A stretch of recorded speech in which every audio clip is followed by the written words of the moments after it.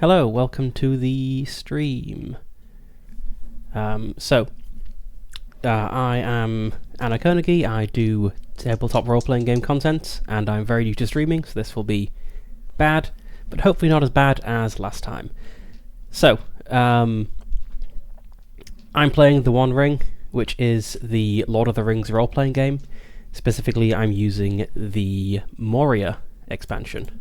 So, this is The One Ring, Moria Through the Doors of Durin, which is a big source book about Moria and about dwarves. And it comes with some nice solo rules for playing your own band of dwarves who are part of Balin's expedition, attempting to reclaim Moria. So that is what I am doing. Now, for some introductions, my character is called Hon. They are the leader of this little band of adventurers. Here is a beautiful picture of Hon that I drew myself. And their 6 stalwart companions are Anar, who is a smith, always scribbling in a journal. There is Ostri, an artist who has grisly battle scars. Toki, a climber with a braided beard down to their knees. Brock, a charmer, is constantly covered in soot and grime. I like to picture him, based on the combination of these two traits, as kind of like a working class hero of sorts, very like a low class person, but very cheerful about it, and so his companions get on with him because he's just a fun guy to be around, and his betters like him because he's just very personable. I imagine, like, if this were a different setting, if this were like Victorian England, he would be the like friendly chimney sweep boy who calls people governor and is always very smiley. Then we have Dari. He is battle tested. He carries some sort of famous weapon that people recognize, and he's overly eager to please. I kind of imagine him as being from a famous family, perhaps a family of warriors, and this weapon he carries is like an ancestral blade or something. And the reason he's eager to please is that he wants to prove himself, I think, worthy of this legacy that people associate him with. And finally we have Var, who we don't know exactly what Var does, but we do know he has a grim fury. When he's mad, he's very mad, and he wears a lot of rings. Probably not the Lord of the Rings, though. So last time, I spent half of the stream creating the characters and setting things up, but then we did play through a mission. So our mission was to visit the armories of the Third Deep, about a day's journey into Moria, and recover what we could, and also ascertain the fate of Durin's axe, which is a famous weapon, well known to all dwarves. And on that journey, did a few things of note. So we came across an old carving that had been desecrated by the orcs, and we took a break in our journey to fix that up and make everyone feel a little bit better. When we got to the armories of the Third Deep, we found that a troll had taken up residence there, and we didn't kill the troll, but we drove it off, and were able to search it. And then finally we did recover some stuff, some weapons and some war gear. Not very much, most of it had been taken by orcs, just a few bits kind of left lost under the rubble. And we confirmed that the King's Door, which leads to the armory with the really good treasure, was unbreached. So we think that Durin's axe is probably in there, and that the orcs have probably not taken it. We then had a fellowship phase, which is kind of the downtime between missions, in which Dari, our ancestral weapon person, I decided they became hardened, which kind of gives a bonus to stats. Let's see exactly what it means to be hardened. Let's see, improving allies. Here we go. So yes, if an ally is and you can, in a fellowship phase, you can decide that an ally has become hardened if they have done some sort of big task. Dari kind of threw himself to the forefront of the battle with this troll, which I think that counts. And if someone is hardened, it increases your readiness score for the next mission. So things are slightly easier if you have more hardened allies. And also in this fellowship phase, we pondered ancient maps to see what we could learn about the journey, and this is going to give us a bonus on our journey. So until the next fellowship phase, we're going to get a modifier of +1 to all the feat dice, which is the D12 here. So it is numbered from 1 to 10, and it has 2 special faces. It has a Gandalf rune, which is the best possible result, and it has an Eye of Sauron, which is the worst possible result. So with the +1, we will never get the Eye of Sauron, which is quite nice. Now, this roll is only a relatively minor one. It's working out kind of what sort of thing happens if we have an interruption. It's not a +1 to all rolls, but it's nice to get a small bonus. Then, there were some kind of opportunities and loose ends that I've noted down. So, opportunities I think should feed into future adventures. Kind of the tricky thing with running a solo game is like, what exactly do the characters do? If you're both the GM and the player, it's a little hard at times. You don't just want to randomize everything. So I thought I would start by noting down things that had come up in previous missions that could possibly be the seed for future missions. And so we have 2 of those from the Armories of the Third Deep. So the whole upper level is unspoiled.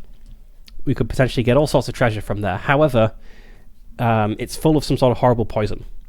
Now, I know as the game master that this poison was breathed out by the Balrog, and it slew all the dwarves who were there in the armory. The characters don't know that. They just know that there's some sort of horrible poison which is preventing people from going in there, and evidently has prevented people from going in there for all time, as they could see inside, see the dwarven corpses where they lay on the ground, see the room full of stuff untaken by orcs and goblins, but they don't know anything about the source of that poison or how to get by it. And finally, the door to the lower armory, so the king's door, beyond which is hopefully Durin's axe, is sealed and unbroken. So there's probably still treasure behind there, because orcs like breaking things, so if they'd gone through the door, they wouldn't have closed it up all nice behind them. They'd have ripped it off its hinges or something. But we did leave one loose end. So there was a troll that was living in the armories, and as I said, we drove the troll off, but we didn't kill it. So maybe this will come back to bite us in the future. A kind of simple, straightforward way of doing this would be maybe if we have a random bad encounter, it could be with this troll. Maybe it has been pursuing us or stalking us and has seized an opportunity. Or maybe it's a bit less direct than that. Maybe the troll goes off to some other place it considers safe, which is like an orc nest. And then the orcs know, oh, someone's been stooping around the armories of the Third Deep and was strong enough to drive off the troll. I guess we'll just see how this develops. I'll keep it in mind, and yeah. So that's last time. And before we begin a new mission, I thought it would be nice to get to know our NPC companions a little bit better. So we've got Anna, Ostri, Toki, Brock, Dari, and Var. And Brock, I've said, is this kind of like cheerful working class person. He's probably always cracking jokes. And we've got Dari, who is this like scion of some sort of warrior family who carries an ancestral blade and is keen to prove himself. But we don't really know about any of the others. So I thought it would be nice just to roll on the, if I can find it, the lore table to see what is up with these people. So the lore table is just a kind of general tool for making decisions or answering questions. You don't have to use it all the time, but I think it could be nice in this situation where essentially there's 12 tables, one for each face of the D12, and each table has 6 rows. We've got our D6 here, and it just kind of gives you this matrix of things. So I'm going to be looking probably at the focus column in the table here, just to see what they were doing during their fellowship phase. So let's have a look. Okay, so we've got a 3 and a 5, and a 2 and a 6. So the 3 and the 5 for Anna. Okay, look at table 3, row 5. Anna's focus was Haven. Okay. Haven. So Anna is a smith. He's always scribbling in a journal, and during the fellowship phase he was doing something we could describe as Haven. I think it sounds like he was probably taking comfort in something. Maybe his journal, maybe his smithing. I like smithing. That's quite dwarven. Let's say that he takes comfort in working in the forge. This like relieves stress. So this is what Anna likes to do to relax. Just go in the forge and start fixing up a busted sword or something. Now, Ostry, we got a 3 and a 5 on the dice. Okay, 3. Oh, I looked at the wrong table. I looked at table 3. Oh, no. That was the 3-5. Ostry is going to be a 2-6. 2-6. Fate. Fate.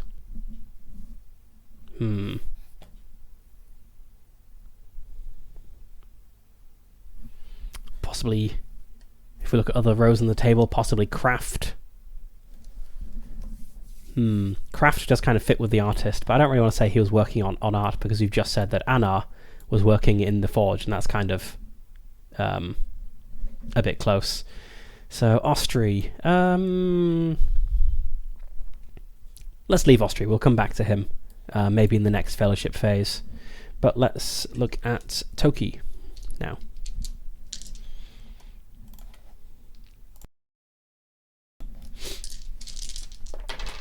Oops. Okay, Toki. We got a 10 and a 1, and 8 and a 5. So 10, 1. Focus. Weapon.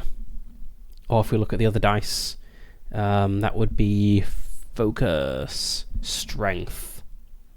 Let's see, we're also looking for Var here. So we're looking at Toki and Var. And we have, what did I say? We have weapon and strength. Or possibly transform and seize.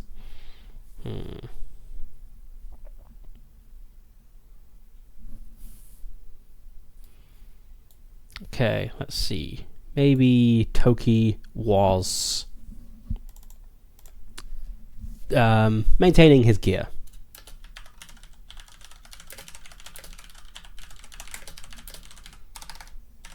So he really cares about his gear being in like perfect condition. Because it kind of fits with him being a climber. You don't want your rope to break as you're climbing, or your pinions to bend. So, yep, he maintains his gear. And so that was weapon, I think. And Var, we have 8, 5. Strength, or possibly seize.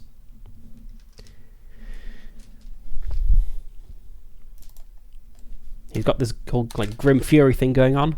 Maybe he relaxes by, or he spends his time just like demolishing like targets in the training hall.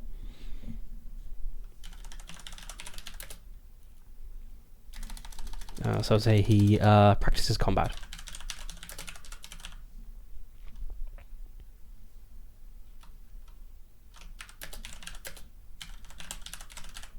Very aggressively, you know.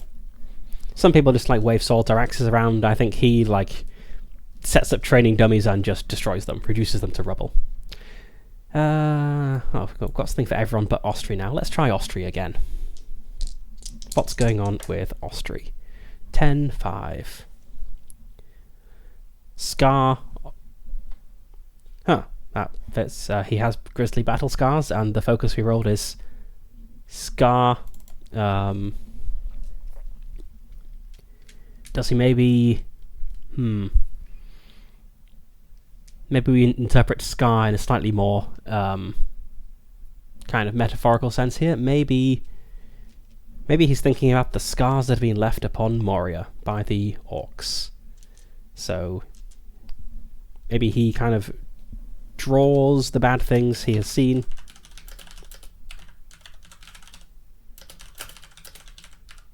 So that he knows what needs to be fixed.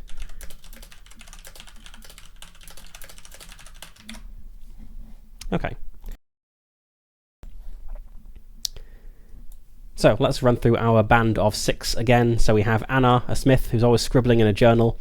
He takes comfort working in the forge. That really relieves his stress. We have Ostri, who is an artist. He bears grisly battle scars and uses his artistic abilities to kind of draw what he has seen, the damage the orcs have left. He kind of empathizes with the scars left upon Moria. And he knows that the scars left upon Moria, well, they can maybe be fixed, even if the scars upon his body cannot. We have Toki, who is a climber. He's got really long braided hair, braided beard, and he is fastidious about maintaining his gear. We've got Brock. He's a charmer. He's constantly covered in soot and grime, probably like from the forge or something. And he's a bit of a working class hero, as I've said, the kind of friendly Victorian street urchin who sweeps your chimney and is always cheerful about it.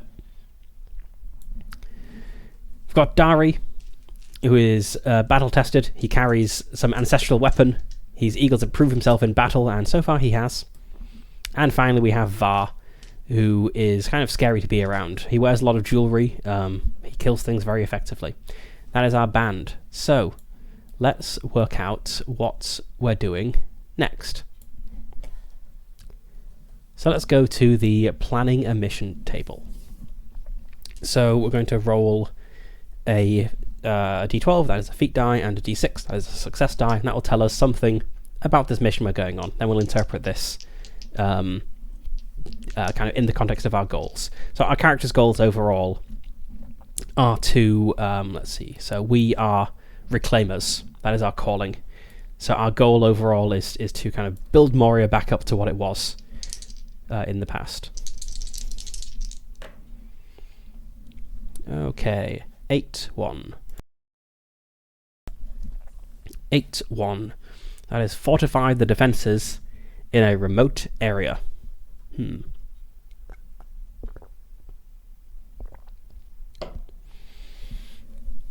Fortify the defences in a remote area.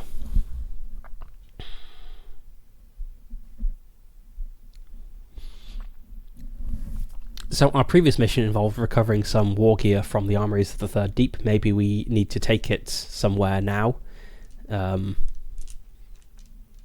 that it can be set up. But where would that be? So last time I rolled on the list of places in Moria, and that's how I picked where to go. But I don't know, felt a little... not everywhere in Moria is known to people. So rolling on that table felt not great because I'd need to like either skip things or re-roll things. So I think I'm going to go for a slightly more abstract way of determining where we're going, which I think is suggested somewhere around here. Where is it? Is it in the journey rules, perhaps? Yes, set in the distance. If you are conducting a mission in a more abstract fashion, you can set the distance using a random method. Roll 2 success dice, add them together and multiply that by 4. That'll tell us roughly how far away this place is that we need to take these defences to. If that lines up nicely with somewhere on the map, maybe we'll say that's where we're going. But it might just be that there's like a bit of a choke point in a hallway or something, and that's where we've set up some defences to keep the orcs at bay, or at least to reduce their access into the area Balin controls. Okay, 6 and 4, that is 10, which is 40 miles away. That's pretty far. Okay. 40 miles away. Let's just have a... Let's take out our mile marker, see where might be 40 miles away. I mean, it might not be 40 miles horizontally because there's the ups and downs. Let's see, is each square here 1 mile? It is, yes. This only goes 20 miles, so yes, definitely not 40 miles away horizontally. That's... I mean, you can like travel 20 miles in a day. That's kind of standard thing. So yeah, 40 miles away would be like all the way over in West Moria. Pretty sure Balin doesn't have like an outpost over here in West Moria. That's a bit far from his area of control. So there's probably a lot of up and down in this journey. Or it could possibly be up the mountain. It might not be inside Moria itself. Let's have a think. What's actually in the mountains? So in the mountains... Okay, there's the Redhorn Gates. What's this? The mountain galleries. I feel it's probably not on top of the mountain. That's a bit cut off.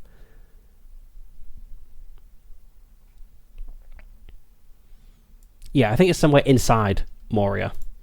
That's just kind of a bit awkward to get to. There's lots of ups and downs, and needing to kind of almost double back on yourself to get around obstacles. So it's somewhere inside the mines. Or, well, not the mines.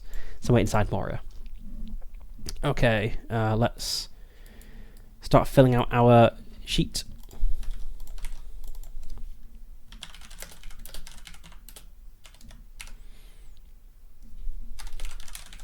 So we've got some war gear that we brought back. We want to take it 40 miles away.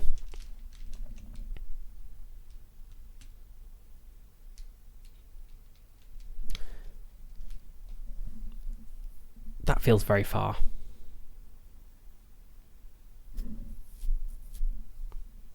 That is a very remote outpost, 40 miles away. Yeah, I'm going to re-roll that distance. That doesn't make sense, really.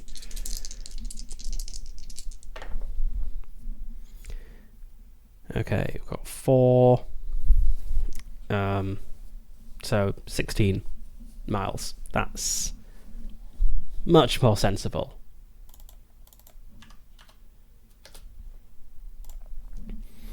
Okay, I could believe there being something 16 miles away. Maybe like an important location or crossroads that Balin wants to control. Let's have a quick look at our map again. What is like 16 miles away from the entrance? 1, 2, 3, 4, 5, 6, 7. Okay, so 16 miles gets us kind of like on the road here. Just a little past 11, which is the city gates. Okay. Yep, I mean, it's not a straight route through Moria. I could imagine reaching the city gate being, even though it's not quite 60 miles, I could imagine it taking 16 miles. So, somewhere we have the city gate. Okay, the city gate. The great doors of the city of the Dwarodelf, made of beaten gold and bore images of Durin on his throne. They're gone now. Yeah, I could imagine Durin wanting to Balin wanting to control the city gate, so that to kind of stem the tide of orcs coming in from the west over to the region in the east that he controls. So yeah, let's say we want to go to the city gate. Let's note that down.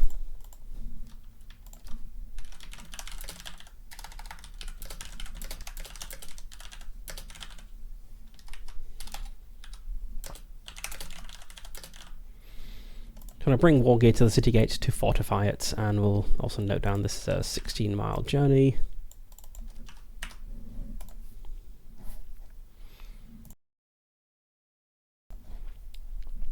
Right, so now let's fill out this mission sheet, which is kind of like the group character sheet, really.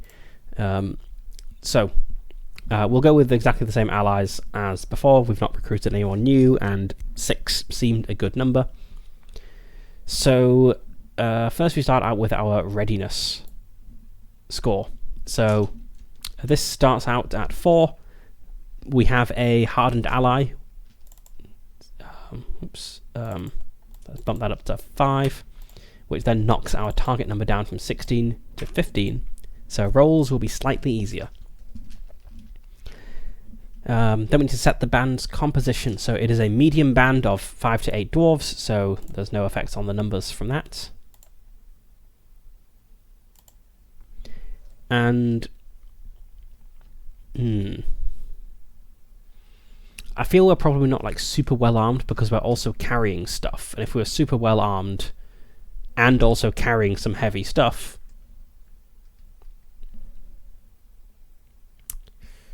actually, maybe we are geared for war. At least on the outward journey, because we're carrying all this extra stuff. So let's say we're geared for war, which means we have a heavy burden. We're kind of a bit close to being overburdened, but not quite there yet. And we're going to get +1 to our war. On the journey back, we won't be geared for war, because we won't have all the stuff we brought out. And we also need to pick a specialization. So it could be sentinels, stalwarts, or experts. I went with sentinels last time. It was quite nice to have the +1 in vigilance, so let's go with sentinels again. Okay, and then we have the base eye awareness. So it starts at 0. I am a dwarf. Diggy hole, so that bumps it up to 1. The hunt threshold is still 14, so if the eye awareness, if the eye awareness reaches the hunt threshold, something bad happens. And as we are a medium band, we get 2 more points to eye awareness, so this will be 3.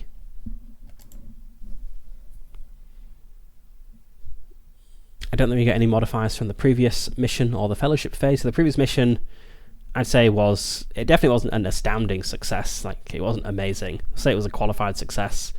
And the fellowship phase was brief. It was days long. So yeah, nothing really there.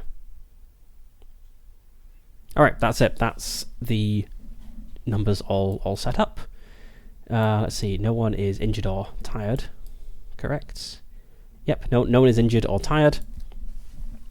So, yeah, we are travelling. Let's move the measuring stick out the way. We are travelling to kind of like this area here that I've just circled, the city gates, and we are starting off from like this hall here. So we kind of want to go, I mean, it looks like a pretty straight route, but I'm sure there are many twists and turns along the way. All right.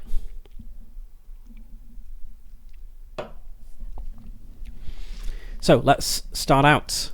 I'm sure I'll memorize these rules at some point, but yes, there's a few different roles that happen to determine kind of how long it takes to get there and what happens along the way. So first, I want to make a maneuver roll for the band as a whole. This represents their ability to kind of follow my lead. The maneuver score is 2, and we have a target number of 15. So I want to roll these 2 dice and a d12, and I want to get a 15. So I think that's a little under 50-50 odds, maybe. Yeah, the 2 d6 will get to 7, and yeah. What do we got? Oh, 3 6s. Okay, that's an 18, and a 6 is a 6 on the success dice. That's a kind of like super good success. That maybe doesn't really help. Oh no, it does help us here. If the roll is successful, gain 1d on your travel roll, which I'm about to make, plus an additional 1d for every success icon. So I'm going to get 3 bonus dice to the travel roll I'm about to make, which is very good. So now I make a travel roll to represent my ability to lead them. Now, travel, my target number is 18. I'm inspired, so I will roll 2 d12s and I'll take the best. My score in it is 3, so I'll roll 3 d6s.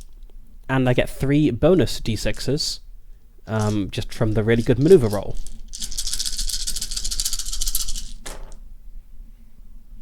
Okay, oh my god. Clearly weighted dice. I've got Gandalf runes on both d12s. The Gandalf rune is an automatic success, so these are just, equally good. So yes, this is a success, and then have I got any 6s? I've just got the 1, 6. Which is okay, but not as good as it could have been. It would have been nice if more of these D6s had rolled a 6. So this means I'm going to travel 6 miles, plus another 2 for this 6, so I'll travel 8 miles. Let's note this down here.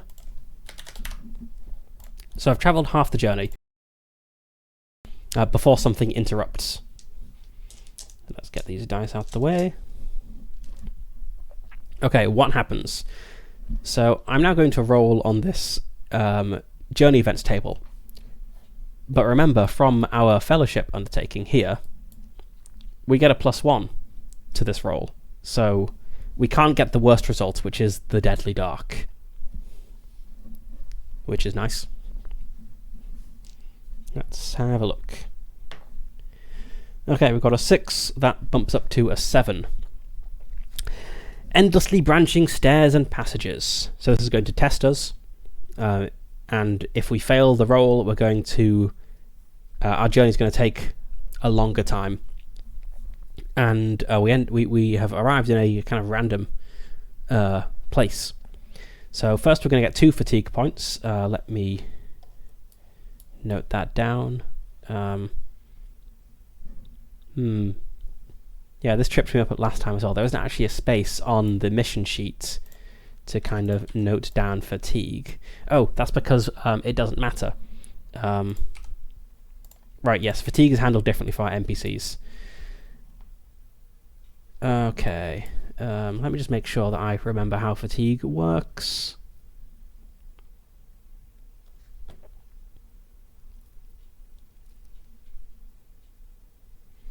Right, so we got the endlessly branching stairs and passages.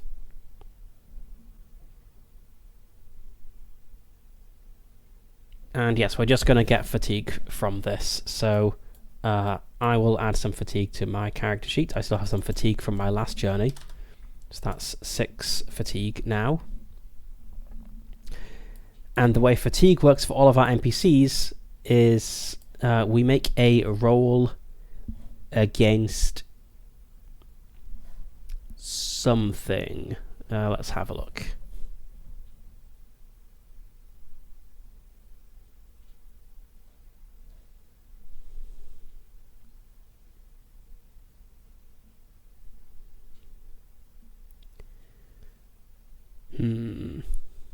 Where does it explain fatigue here? Is it somewhere like back in undertaking missions, perhaps? Let's just search. Fatigue. Okay, right. Yeah, so the one ring, very flavorful, but the book is not organised super well. Right, whenever the band gains fatigue points, make a rally roll. The target number is modified by the number of fatigue points gained during this event. Okay, so the description of the event, let's have that open in this tab, and then let's go back to the journey events in this tab. Right, so the description of the event says that we're going to gain 2 fatigue points, but then if we fail the test, we're going to gain an additional fatigue points. I think the way I'm supposed to handle this is I will make one roll. I will do the test, and I'll make one roll at the end with the targets, or the modifier of the roll being either 2 or 3, depending on what happened. I don't think I'm supposed to make 2 fatigue rolls, one now with a modifier of 2, and then one again with a modifier of 1. That seems a little bit too punishing. So, yes, endlessly branching stairs and passages. Let's have a look. Well, let's roll a d6 to see what sort of thing happens. Got a 4. Unstable terrain. Okay, let's picture the scene. So we are creeping through the long dark of Moria. We're trying to, be careful, avoid notice, which means maybe taking like little side passages, not the main routes. And I want to know what sort of room we've ended up in that's caused this to happen. So let's actually get up our random chamber generator.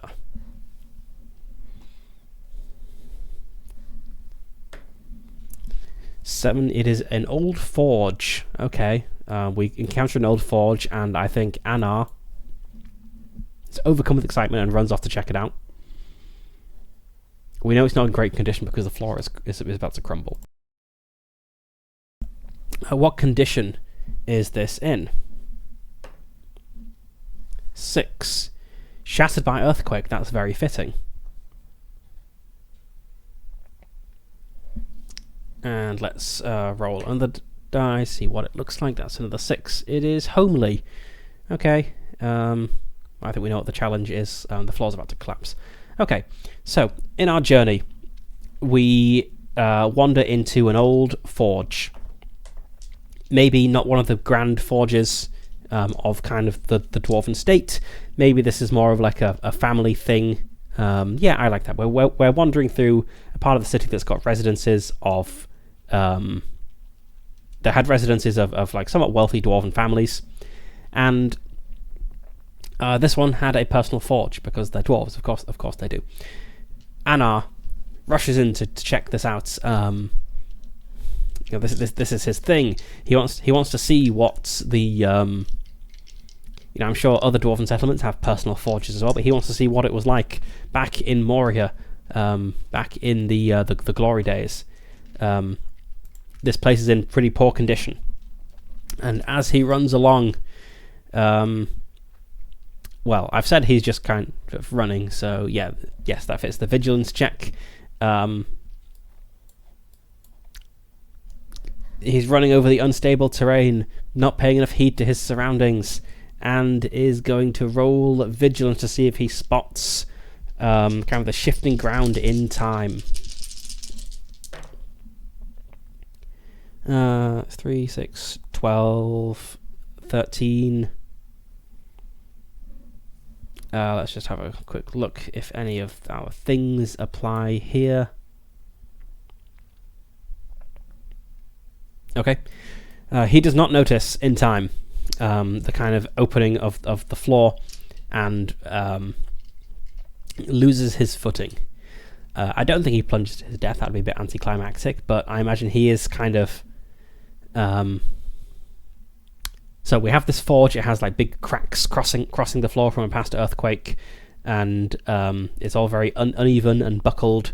And Anna trips and falls into one of these chasms that he did not notice. I think he's like gripping onto the edge, trying to pull himself out, and see that Toki goes to save the day.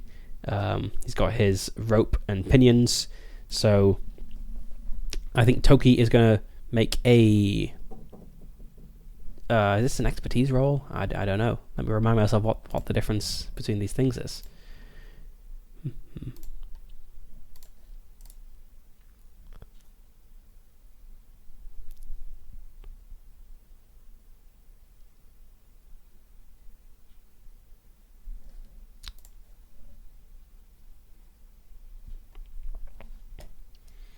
Okay, expertise covers learned skills and knowledge.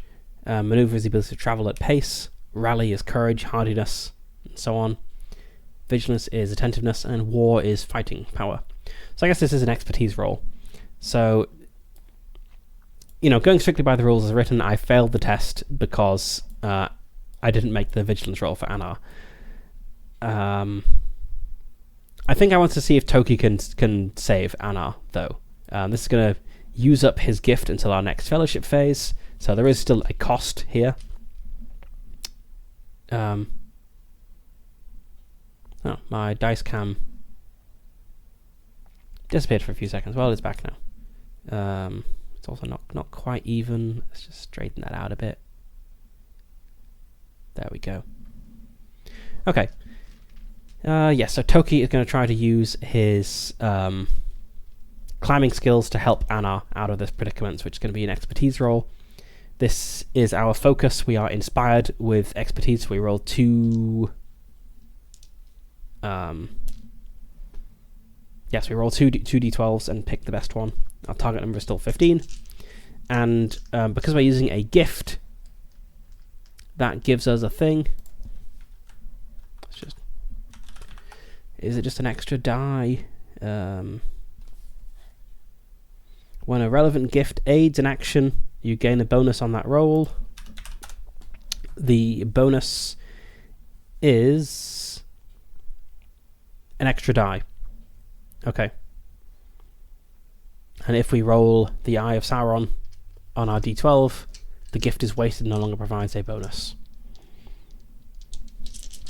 So there is a little bit of risk here. Okay, we got an Eye of Sauron, but we are inspired, so we picked the better result, which is the 6. Still not looking great. Yeah, we've only got 13 here, so yes, it fails. I think we do pull Anna out of the crevice, but I think he's going to take some damage from it, as well as let's say he's got a moderate injury here, which I'll just double check. I don't believe that immediately has a penalty, not for a moderate injury, but if it gets worse, it will. That's what, page 203. I think injuries. Okay, moderate injury you recover with a prolonged rest. I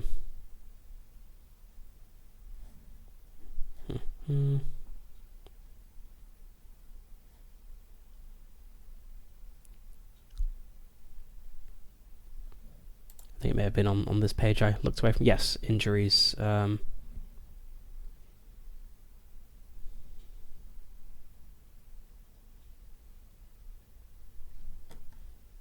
It says learn more about injury conditions. Do it to page 203.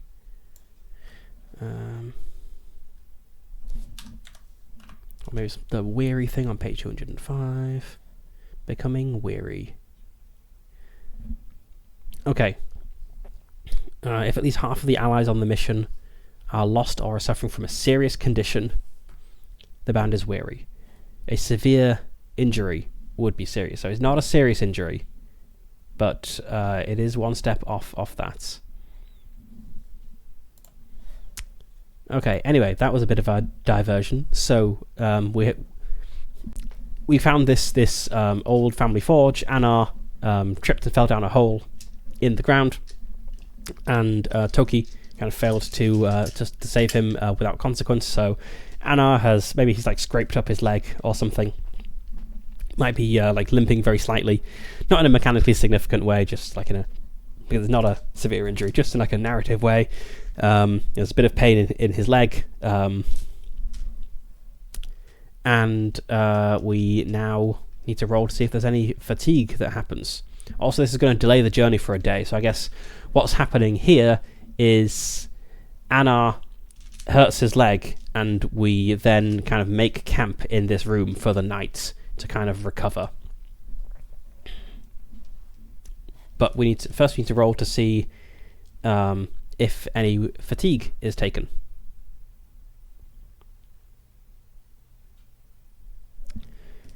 Which is I believe it was a rally roll. Let's just double check that.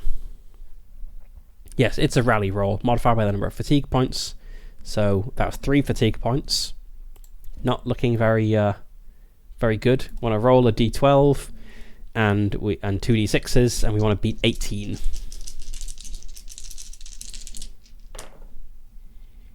Yeah, no, we got a 14 there. Now, I'm supposed to, or what you can do, like the default is rolling to determine who takes the condition, but I think it's either Anna or Toki based on what we've just said. So let's just roll a d6, 1 to 3. Anna is going to be fatigued, and 4 to 6, Toki is going to be fatigued. It's Toki. Let's just mark that. So again, being fatigued here, much like being moderately injured, this isn't a serious condition, so this isn't like causing problems right now, but it is getting us a little bit towards causing problems.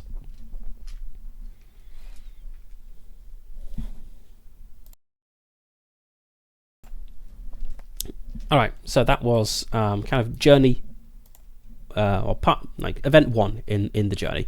So we rest in this like old family forge overnight, or maybe not exactly in this room that's crumbling and earthquake damage, maybe like an adjacent room that we can easily like fortify, and where the ground isn't in danger of collapsing before us. And then the next morning, bright and early, we get up ready to set off again. So this is going to be a maneuver roll, d12 and 2d6 versus a target number of 15. So our previous maneuver roll was awesome. Can we repeat that? It's okay. We've got a Gandalf rune on the d12, so it is a success, but we don't have any 6s on the success dice, so it is just a normal regular success. So I'm going to now make my travel roll, so that means everyone's able to keep up with me on the journey. So I will make my travel roll, which is 2d12s because I am inspired with this, and I'm going to roll 4d6s, 3 for my skill and 1 from the success I've just got.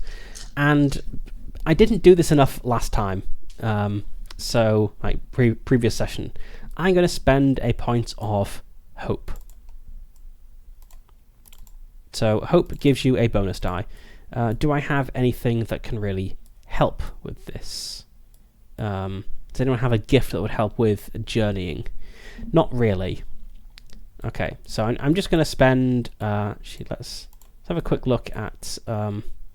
I'm cunning and wary. Yeah, that doesn't really help here either. Okay, I'm just going to spend a point of hope,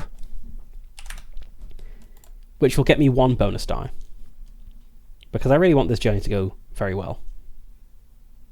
So I'm now rolling 2d12s and 5d6s, which surely will go amazingly well. Okay, we got 6 on our d12. Oops, that was a 4 before I flipped it over. So we got a 10. Okay, 10, 16. What was my target number? 18. Oh yeah, we've got more than 18. We've got 10, 16, 18, and 20 something. Okay. So only 1 6 on a success die. So it is 8 miles. We travelled 8 miles. We have made it. Oops, not 8, 0. We've made it to the city gates with our war gear. Let's have a look at what the like state of the city gates is like. And I suppose you should roll for an event, as maybe like we arrive just as something bad is happening. But let's just have a look. The city gates. The great doors of the city of the Dwarven Elf are made of beaten gold, bore images of Durin on his throne. They are gone now. They were blasted by Durin's bane, and the remnants hacked up and looted by orcs. Why does my dice cam keep flickering out? That's not good. Okay, something to look into after the stream, perhaps.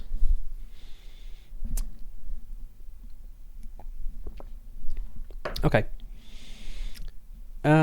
Yes, I want to roll an event to, like, may not necessarily play out the whole event, but it could tell us kind of roughly what the condition of the city gates is. So we've still got a +1 on our d12 here, so we can't get the worst result. We can't get the deadly dark. We got a 10. This is +1. The right way. Is this relevant to us here? Let's have a look.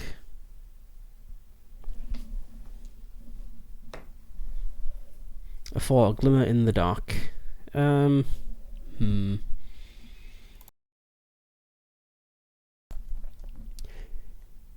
I think we'll just skip this because we've arrived, and maybe it just means that we find some like signpost or other indication of the presence of the guys Balin has got stationed here. Like they're not actively like in a pitched battle or anything right now. They're just kind of keeping an eye out down the road to see if anything bad is coming, and nothing bad is coming right now. So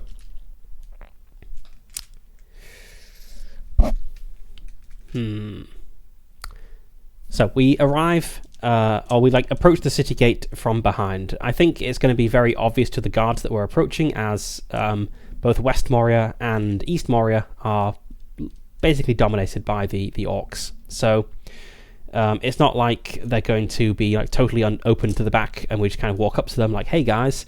We'll have to get through some sort of like fortified checkpoints to get to them.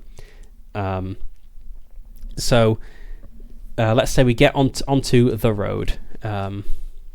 Let's bring up a picture of the road. Here we go. Here's the road.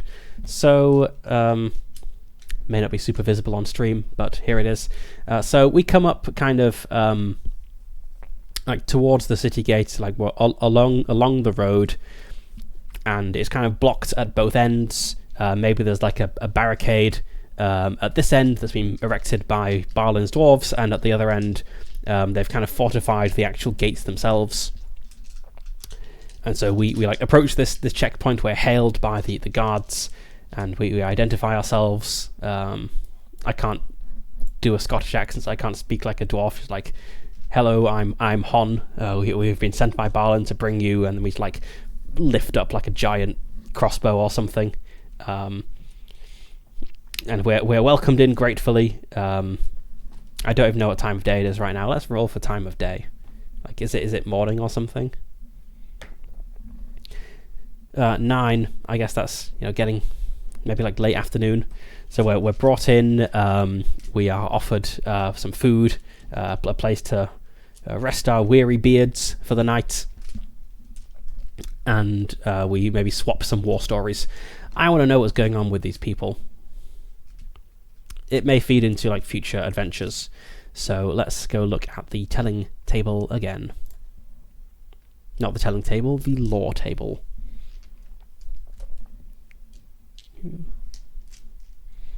Just gonna roll on. Yeah, let's have a look at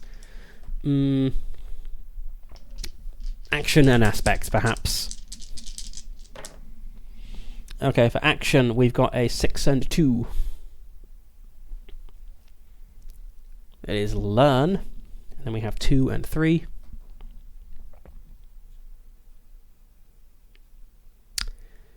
Learn concealed, or possibly learn defense.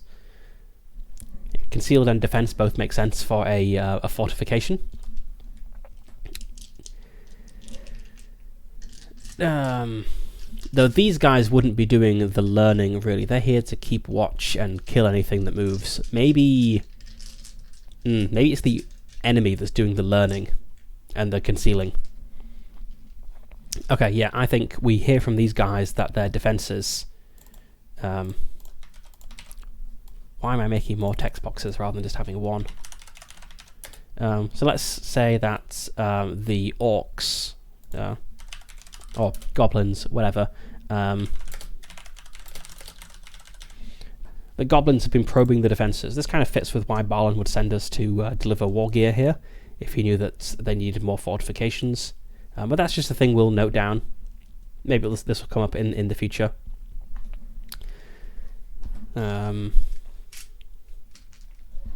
Let's see, are they probing from the west, from the east, from both directions?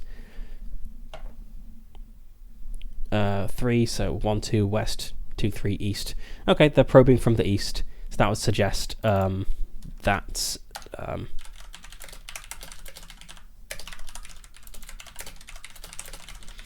so they're kind of being probed from behind, kind of the direction we came in, rather than along the road, which does make sense that the road is a very long, straight path. You maybe don't have much cover if you're advancing on the road. This place is meant to defend the road, so yeah, makes sense. But yeah, we'll just note that down for the future. So we drop off our war gear, and I guess this is the end of the journey, so I could roll. Yeah, this is the end of the journey, and we're kind of resting here overnight in a friendly campfire, so I will now see how much of this fatigue I actually take. Let's remind myself how that works. So, go to the main rules and look up journeys.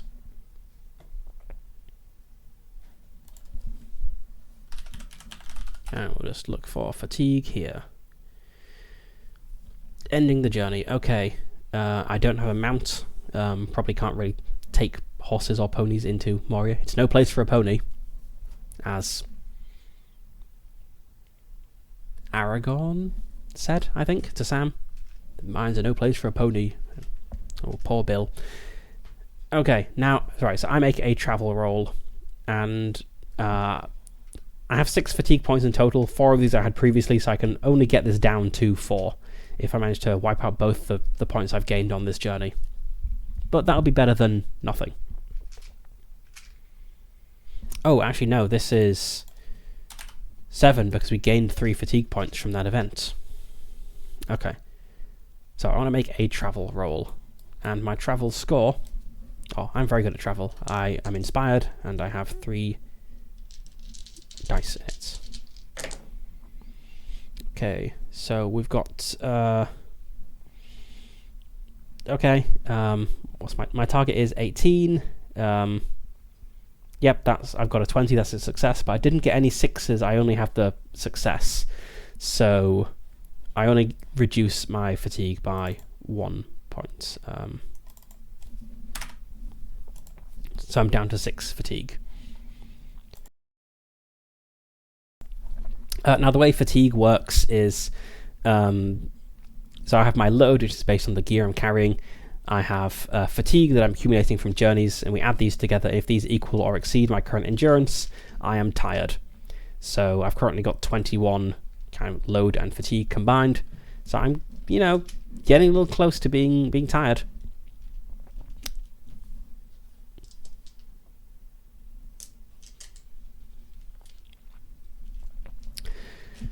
But okay, so we have arrived at the city gates. We've handed over the gear. We've heard a story that goblins are probing their defences, and the goblins coming from the east. So they're defending from the west, but they're actually... Oh, they were sent here to defend from the west, but they actually found themselves having to defend from the east, mostly. So maybe there need to be some missions in the main city to deal with these goblins, or maybe they have side passages that are getting around this defence. But we can now try to get back. So we spend another night. How many days is this? So we had 1 day in which we set off. We spent a second day dealing with this journey event where, who was it? Anna got injured, so that's 2 days, and we've just spent the night here with the defenders. So we're on day 3 now, and we've got 60 miles to go to get home. So let's try to get home. So we're going to start with a maneuver roll. I'm going to spend... let's spend some hope on this, because really hitting a 15 is not super likely. Oops. So we'll spend a point of hope. So I'll roll 3 dice. Okay, that's a bad roll. We failed on that maneuver roll, so the journey is not going very well. It's not like catastrophically bad, but not going very well indeed. So I'll now make my travel roll to see how good a leader I am. Do I want to spend hope on this as well? Yeah, let's burn some hope. Oops. I can recover some hope in the fellowship phase. Not very much, but some. So my target number for this travel is 18, and I'm rolling 4 dice, and I am inspired. Okay, good thing I'm inspired because I had a 3 there. Okay, nice. We've got 2 6s here. Yeah, this is a success, and we've got 2 6s. So that means we advance 6, 8, 10 miles. Okay. So we've got 6 miles left, which means we will make it there the next day, even... Well, if I succeed the travel roll, the next leg of the journey, we will make it there. And now let's see what happens on the journey that interrupts us.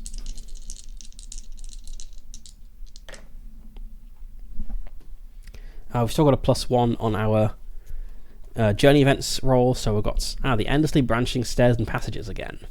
Seems to be a very common feature of Moria. So this is 2 fatigue, possibly 3 fatigue, and a day's delay. We've got a 5, which is a collapsed tunnel. Okay, let's see, what sort of collapsed tunnel did we end up in?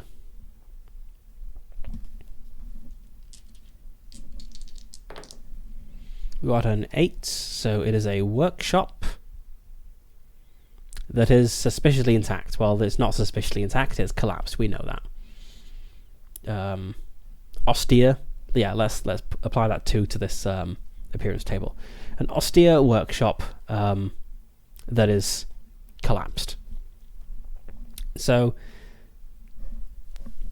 okay, this is around the same distance as where we were travelling through a forge. It's 2 miles close to the exit, but that's, you know, it's a city. 2 miles isn't much. Okay, so we're making our way back, and we're heading through maybe like a workshop district. You know, there's big forges, there's storerooms, there's workshops. But this place has seen this place has definitely seen better days. It's all kind of, maybe it's kind of like melted. Maybe the Balrog came through here. Yeah, let's say that. That's cool. So we've got this like almost like melted area, basically falling apart, and we have to we have to kind of like start to duck as the ceiling kind of bows down, and then we're kind of crawling, and then we're at the point where we actually can't proceed any further. It's just blocked, and so we're going to need to make an expertise roll to get through this. And I think if we fail, we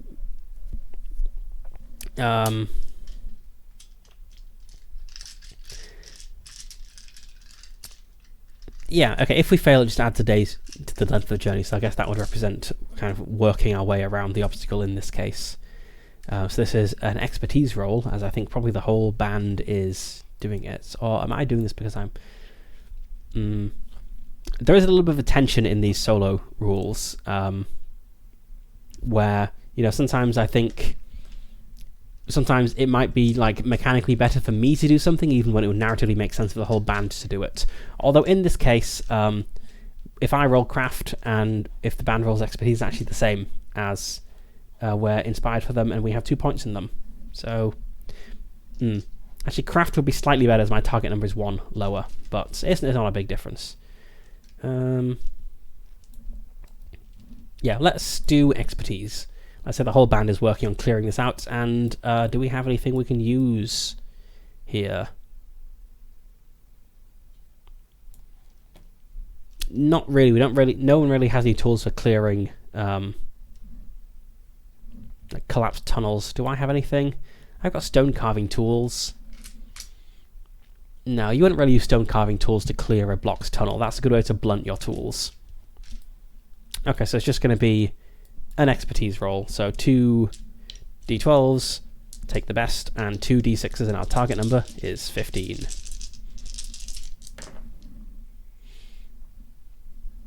Okay, that is a success. We've got 20.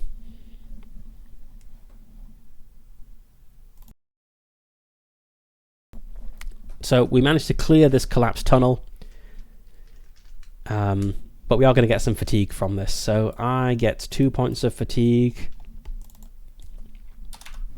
So I'm up to 8 now. And the band has to make a rally roll to try to resist. So this is quite bad, as their target number will be 17. Yeah, they didn't make it. So someone is going to be fatigued by this. I'll just roll a d6 to determine who. 2. It is Ostry. Poor Ostry. It could have been worse. It could have been Toki. Then Toki would have bumped up to faltering.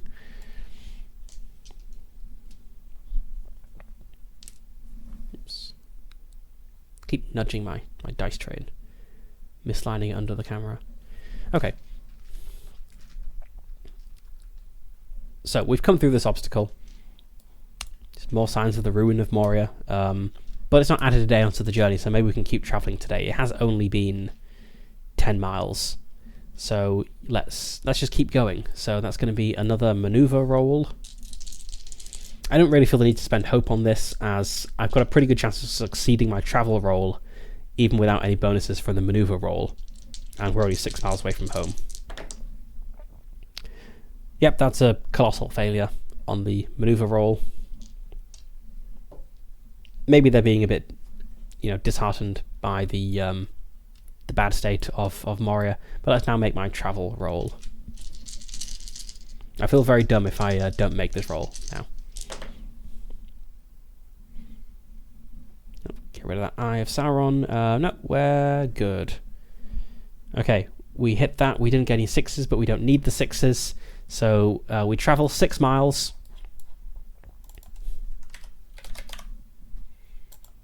And we make it home. Let's say at the end of day 3, we make it home. And yeah, we're back. So, when we set off, I said I would reduce the burden when we handed over our war gear. Let's see, what effects would that have had on our rolls? I'm not going to retcon things, but I'm just curious what would have happened.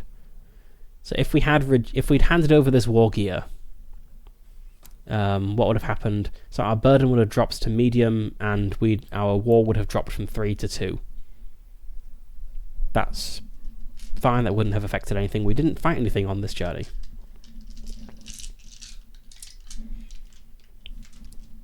Okay, so we've made it home. Let's put down. Let's note this down in our log and in the loose ends. So.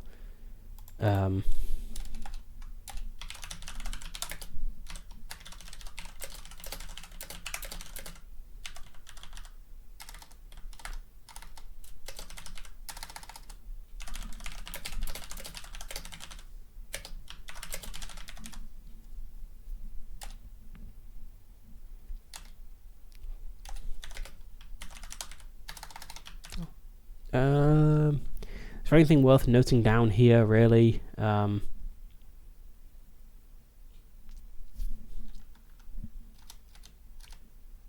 really. Like, we did the mission, it was successful. Nothing really notable happened on the journey. It was pretty uneventful, really. But we do have a loose end.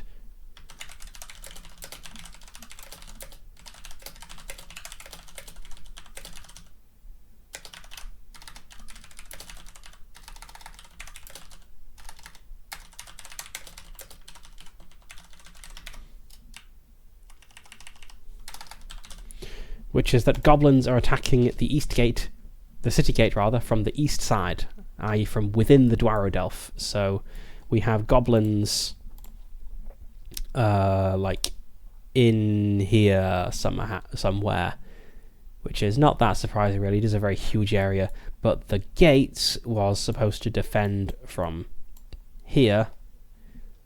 They're actually defending mostly from here. So, not great, but hey. Not great, but not terrible.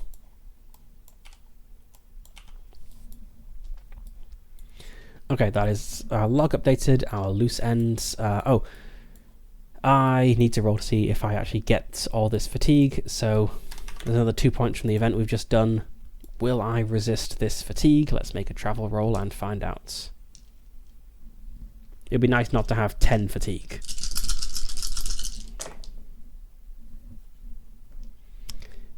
Nope. I take all that fatigue. Okay. So I'm in pretty bad shape, really. I can only take like 3 more fatigue points before I'm weary.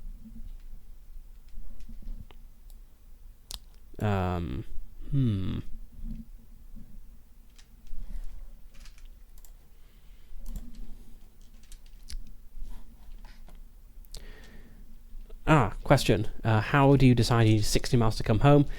So I where is it? So in the solo rules, one of the options for setting the distance for your journey is you can roll 2 success dice, add them together, and multiply by 4. So I rolled up that my journey was about 16 miles away from the second hall, which is where Barlin's, the first hall rather, which is where Barlin's base camp is. And looking at the map of Moria with the handy measuring stick, I found that the city gate, which is number 11 here on the map,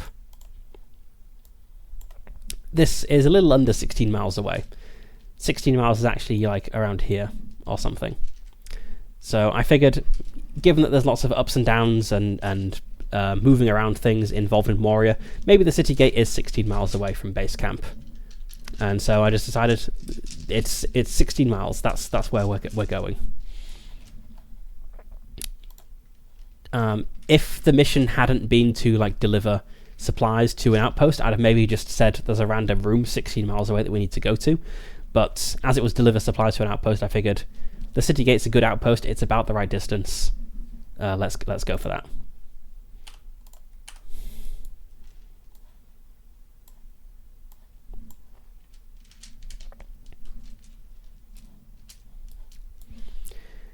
Okay, so we're back. That means it is time for a fellowship phase. Also, another option, as it mentions here on this page I've just gone to, you don't necessarily need to play out the return journey. You could just make a single travel roll. But I think Moria is kind of dangerous enough that it's interesting to play out the return journey. Okay, fellowship phase. How long do we want this to happen? I really need to recover some fatigue.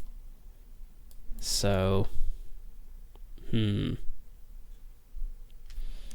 fatigue recovery, that's like a number of points per day, I believe. Let's just have a look.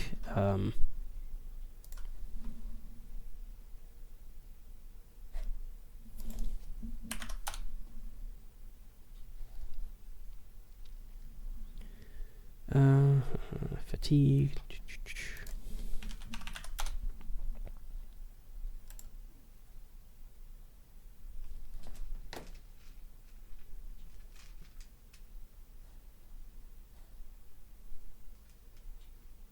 Okay, 1 point of fatigue for each prolonged rest they take in a sheltered and safe place. And I believe a prolonged rest is just like a decent break somewhere. Like a day, I think. A prolonged rest, 1 prolonged rest each day, a night's sleep. Okay, in that case, I lost 1 point of fatigue. As I said, we spent the night with the city gate guards, so I'm down to 9. It would take 9 days to clear what I've currently got. That's a lot.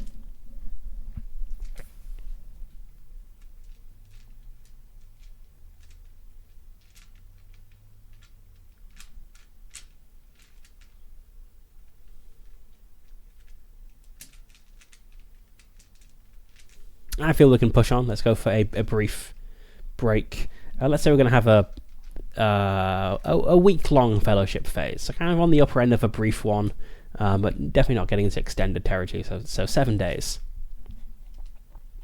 So let's just work through what happens in a fellowship phase. Recover hope points equal to the player hero's heart score. My heart is 2, so we're going to recover to 16 hope. Our maximum hope is 17, so, well, didn't quite get it to maximum. We can remove some shadow points, potentially. Can we? Let's have a look. Spiritual recovery. If your actions have at least marginally interfered with the return of the shadow, recover 1 shadow point. If your deeds have actively hindered or damaged the enemy, remove 2 shadow points. I don't think we've actively hindered or damaged, really, so let's just go with marginally interfered, which is 1 shadow point. So we're down to 1.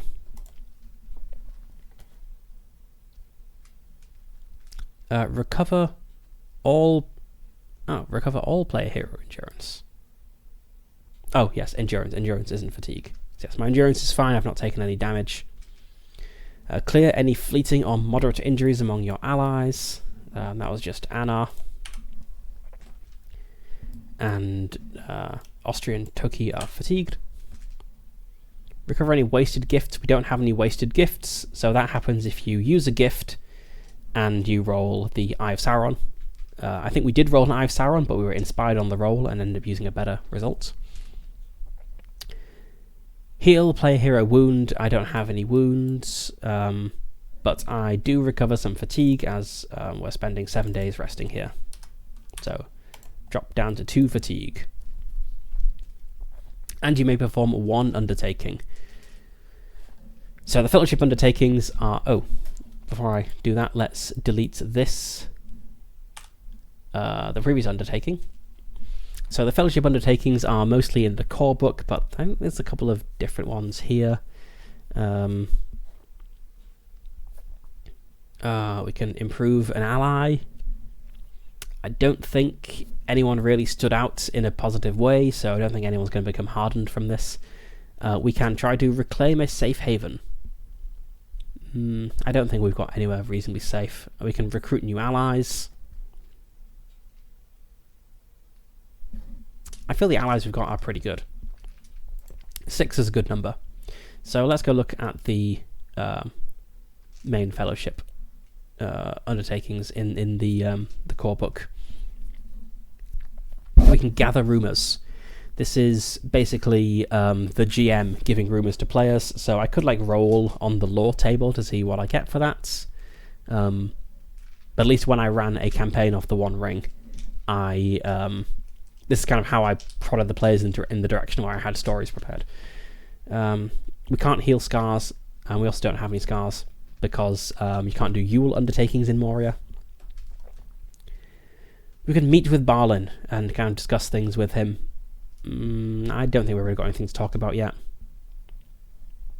Ponder maps, that's what I did last time. Strengthen fellowship. That's useful if you're planning to get into fights. Studying magic items, we don't have any magic items yet. Or we could write a song. I do like the fact that there are songs in this game that you like. Singing a song gives you a bonus. I believe singing a song is also something that can increase the eye awareness in Moria, because Moria is as quiet as the grave, and if you've got like 7 dwarves marching along singing a jolly marching song, that makes people more aware of you. But it's very fun.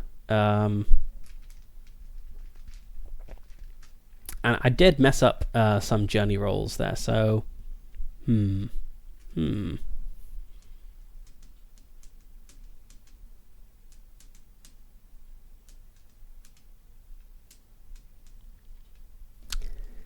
Yeah, I'm gonna compose... Do I have anyone who can compose songs, actually? I need to make a song roll to sing. I'm very bad at singing. I also don't have anyone who seems particularly song-like. Okay, let's maybe not write a song.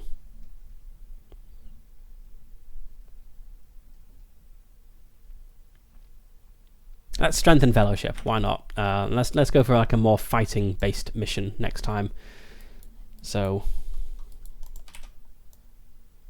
got this. So we spend a while, hanging out. Kind of like a company meet and greet, perhaps. Your boss inviting everyone over to the tavern, I suppose, in this case. But the reason this helps with combat is because fellowship points you can spend to get various different bonuses depending on who your patron is. The effects you get from Balin, who is our patron, is a bonus to rolls in combat.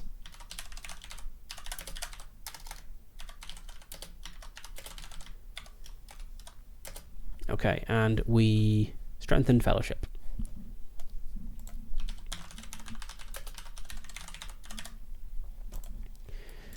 How many fellowship points do we have? So we currently have... I keep forgetting to spend fellowship points, but it doesn't really matter because there wasn't any combat this time. And we get some... Oh, right, yes. We then roll for a fellowship interruption, I think. Let's see. Oh, before you pursue undertakings. Okay, this might not... This fellowship undertaking might not happen. But let's roll for a fellowship interruption, see if anything happens. 8. No, you need to get an Eye of Sauron, and then you roll to see what happens. So, okay, the fellowship is not interrupted.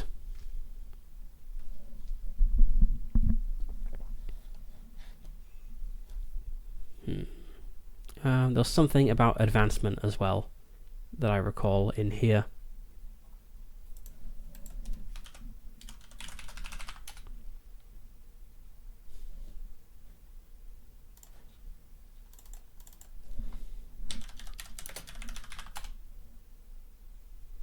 Here we go, milestones. So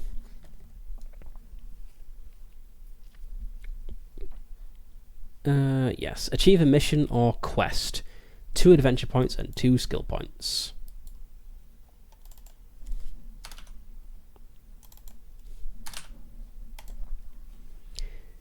And is that enough to improve something? Let's go have a quick look at Valor and Wisdom. Do you spend adventure points to improve those?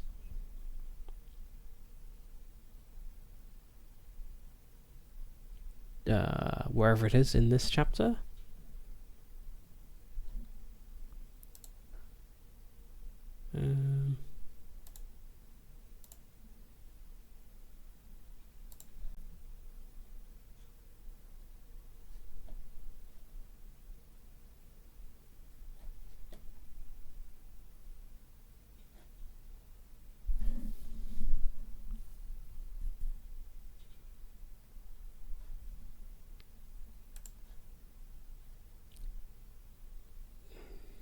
Experience, is it? Okay, you spend experience points in the fellowship phase. Skill points, yep, improve your skills, and adventure points.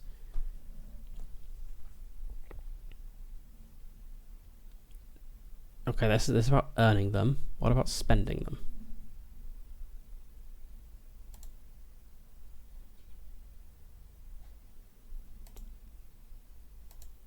Is it maybe covered in the fellowship phase? Here we go.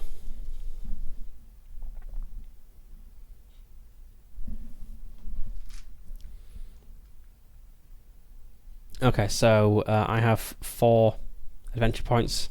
That is not enough to improve my Valor or Wisdom. I would need 8 points to do that. Similarly, I don't have enough to improve any of my skills. I could get a new skill at level 1. I'm not sure that's worthwhile, though. So yeah, let's just let these points build up for now. And after a couple more missions, I'll be able to improve a level of something.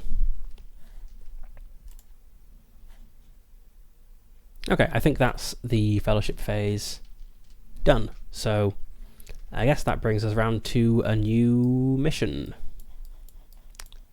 which maybe these loose ends might tie into. But before that, I'm going to have a short break to refill my water and yeah, get a snack. So I will be right back.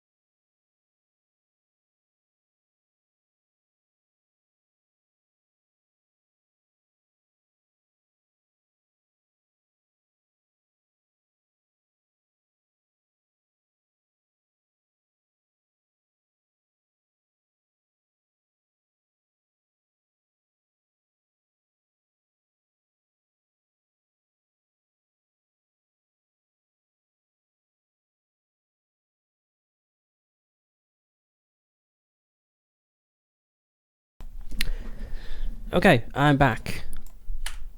Let's have a second mission, and I want this mission to have some fighting in it because I've done 2 missions now, and in the first one I fought 1 cave troll, and I feel like I probably gave it lower stats than I should have done. And in this mission we didn't have any fighting at all, so I think it would be nice to engage with the fighting rules a bit more. So let's try rolling up a mission, but I might just pick something instead. Okay.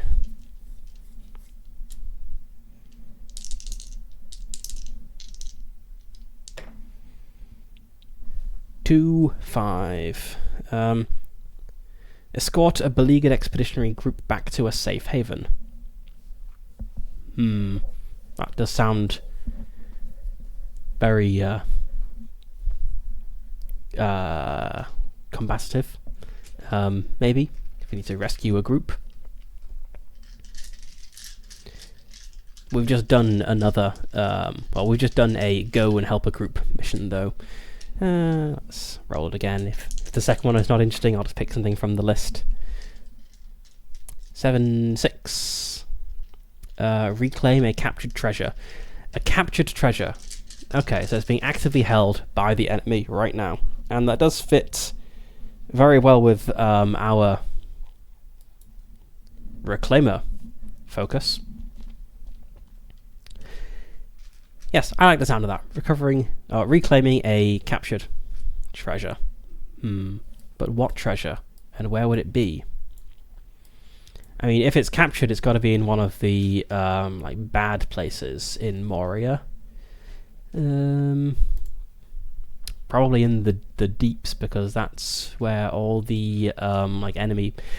Maybe I'm not gonna like assault Goblin Town or something, but some sort of camp or something. Let's see, how would Balin even know that a thing had been captured that needed recovering? Let's use the lore table to give us an idea of what's going on here. But yes, very much in favour of recovering a captured treasure. Okay, we got a 10-6. Withstand. 6-3.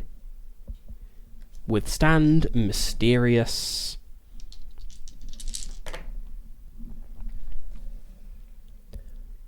Withstand mysterious legend.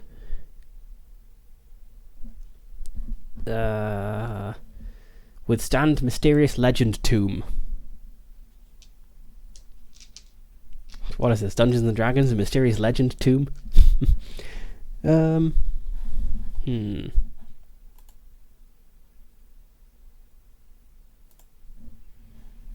do like the sound of that. Withstand mysterious legend tomb. So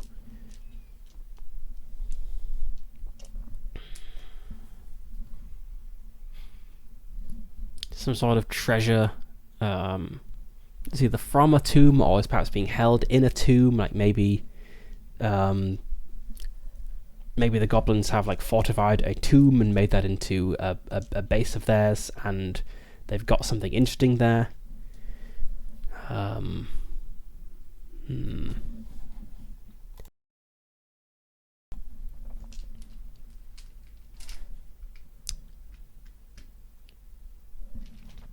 Just have a look at the list of places, see if anything stands out.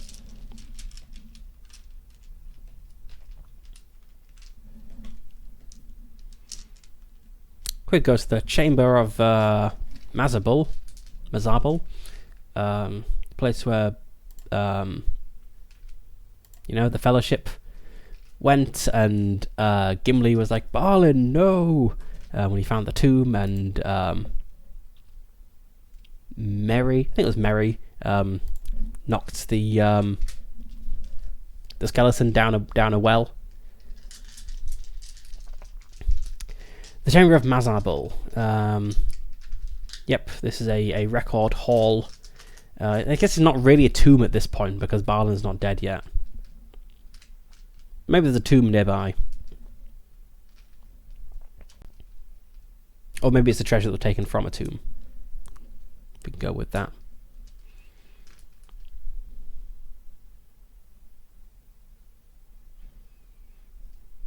It's fun to go to famous locations that are in the films, so sure. Let's say it's the Chamber of Mazabal, which is number 12 on the map.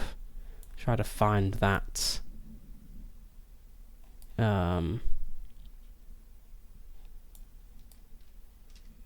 Okay, it's over here.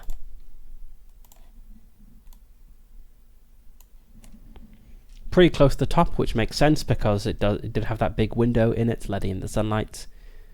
So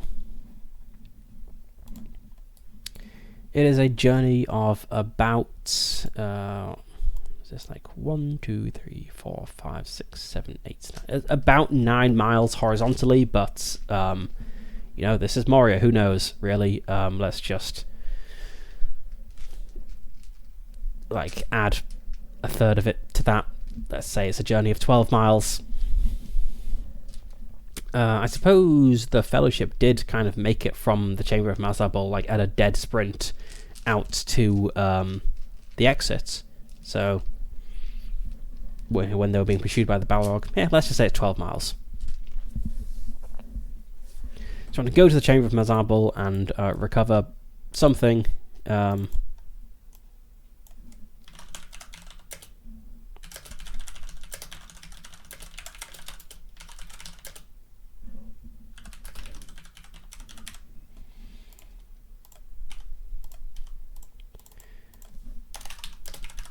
This is a 12-mile journey. We know that okay, it is captured, so that means probably scouts have you know, seen this. So we know there are orcs there, but not like an amount so great that 7 dwarves can't deal with it. Still going to be risky though. And there is some sort of treasure there that we want to recover. Some sort of treasure taken from a tomb. Maybe it's so what I'm thinking is that Balin's expedition is kind of politically frowned upon back home. You know, King Dane, is it Dane at this point?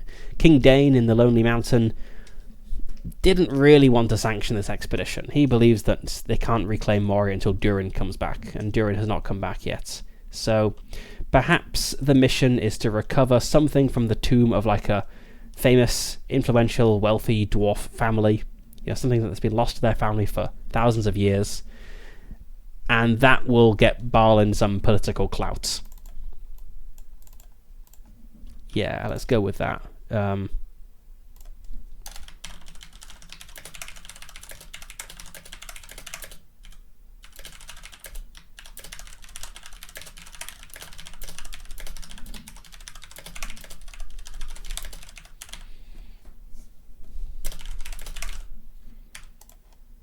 Let's move this up here. So I want to recover a captured treasure from the Chamber of Mazabal. It's a 12-mile journey, and the treasure is something from the tomb of an ancient and influential family that will get Balin some political clout back home.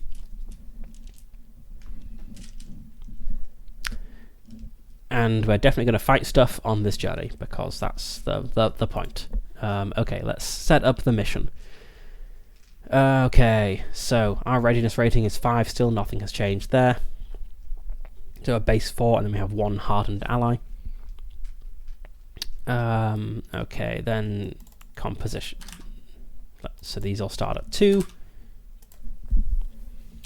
We are a medium band still. We've not recruited anyone. I don't think leaving anyone behind would make sense, as if we were a small band, we would have a penalty to our war score. I think we're geared for war, which means we have heavy burden and +1 to our war.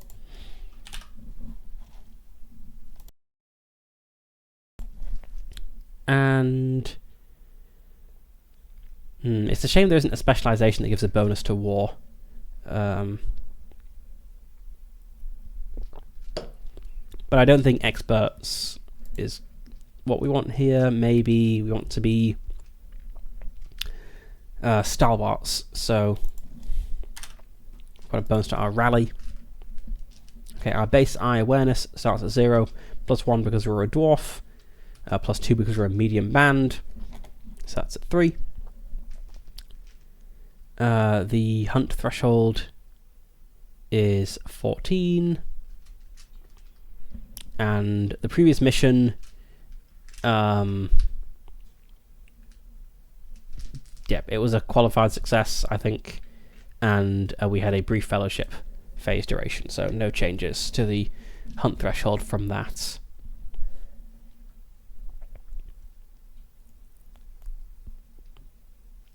Alright.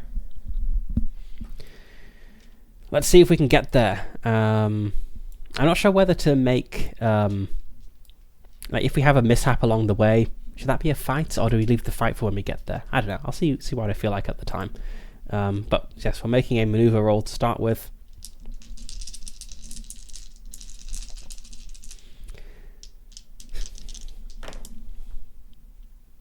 That is not a 15. Okay, that was a failure on the maneuver roll, so we're probably not making it there in a single journey. Oh no, we're definitely not making it there in a single journey. Do I want to spend hope on this? Sure, let's spend a point of hope on my travel roll, so let's mark off 1 point there. Alright, so I got 2 feat dice and 4 success dice.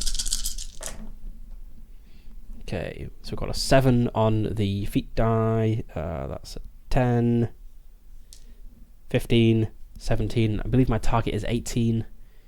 My target is 18, so that is a failure. We only travel 2 miles before something happens.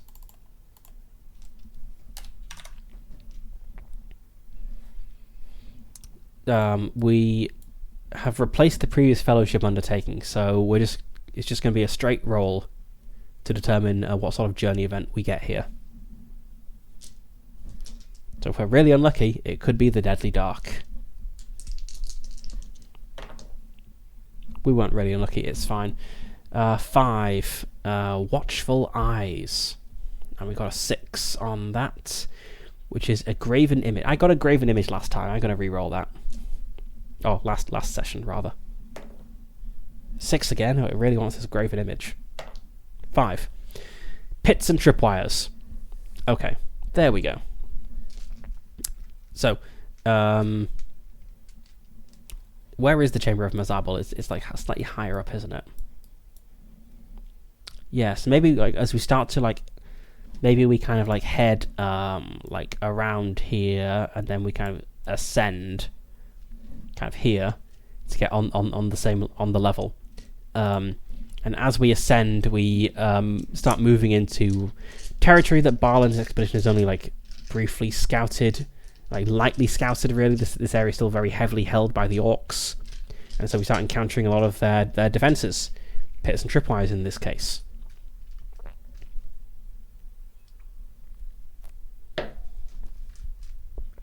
So we need to make either an awareness roll if I'm taking the lead, or a vigilance roll if it's kind of the group taking the lead on this. I think I'm taking the lead on this. So let's see if I spot this in time. 6, 10. No. Okay. So we don't know there's pits and tripwires up here. The first indication we have is of Hon taking a step forward, knocking a tripwire with her foot, and hearing the like ping of it like breaking, and let's see, does this like, definitely this like directly hurts. I think it maybe sets off an alarm because the effect is increasing the eye awareness and gaining a shadow point.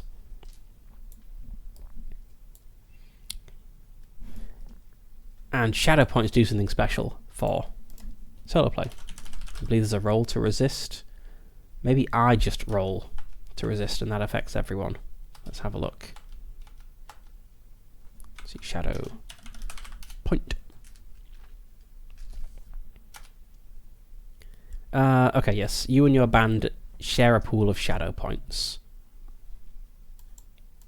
Okay. So a shadow point for dread. What this represents is Hon takes a step forward, triggers the tripwire, and just like stood with like one foot like lifted up with this like where this broken tripwire is, just kind of like slowly closes her eyes and like, oh no. And I need to make a Valor roll. Let's just quickly check that. Let's see, it is dread, so yes, you resist dread with Valor, which is not good odds, really. My target number is 18, and yeah, I'm rolling a d12 and a d6. I need to hit 18.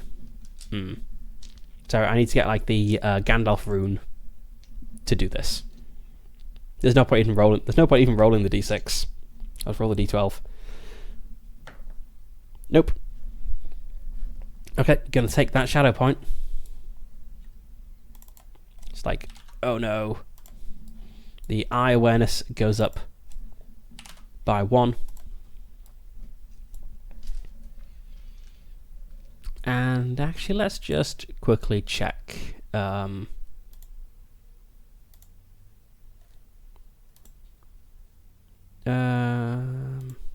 Something about trying to make sure I'm doing the eye stuff correctly.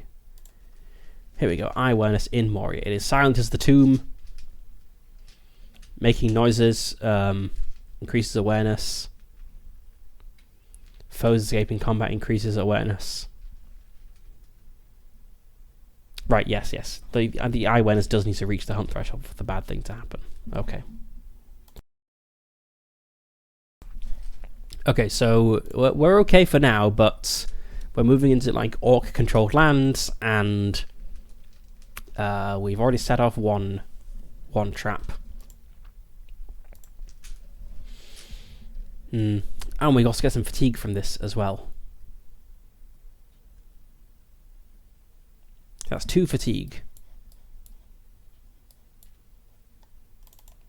So I'm on 4, and the band needs to roll to resist. It did put a point into rally, so they're slightly better at resisting it. That's yeah, no, that's wait, no, that is a 15. Yeah, that's 15. They do resist it. Perfect. Okay. No fatigue to the band, just fatigue for me. And that was 2 miles of our journey. Let's see if we get any further. Though, if we keep making our eye awareness go up, I guess that will be why we have to fight something. Okay, maneuver roll. Nope, that is a 10. Then travel roll. Okay, well, I'm glad I didn't get the Eye of Sauron, though that's still a failure. Okay, we advance another 2 miles. Makes sense if this area is riddled with traps. We're going very slowly, and something is going to happen.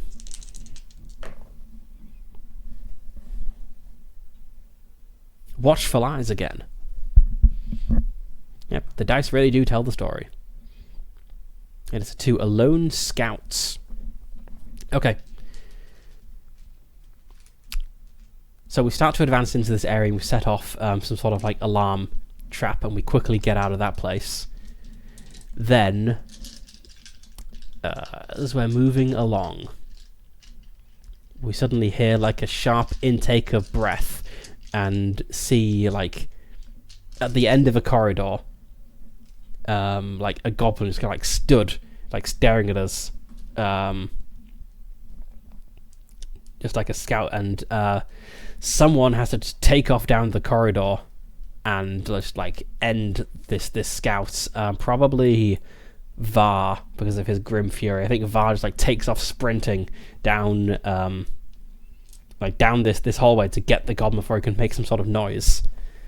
So this is a vigilance roll. See if we can like just catch up to him and kill him before he does something. So not great odds. I'm definitely spending a point of hope on this.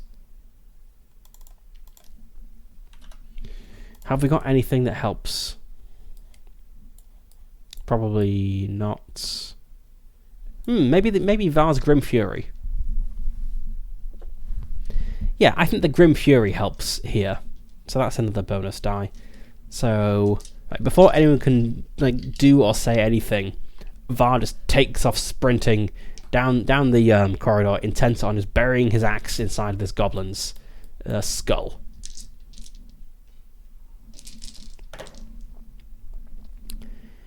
What is that? We've got a what's our target number? Our target number is 15. So we've got a 10. Yep. Okay, we're good. 16 and yeah. We've got 2 6s. Do those do anything here?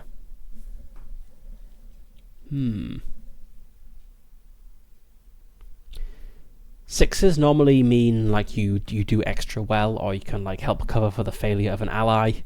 Not really sure that. I guess we could like apply it to the next roll, possibly like a bonus on the next roll. Do the core rules mention anything for sixes on journey rolls? Actually, let's just have a look at that. Because if they do, I should apply that.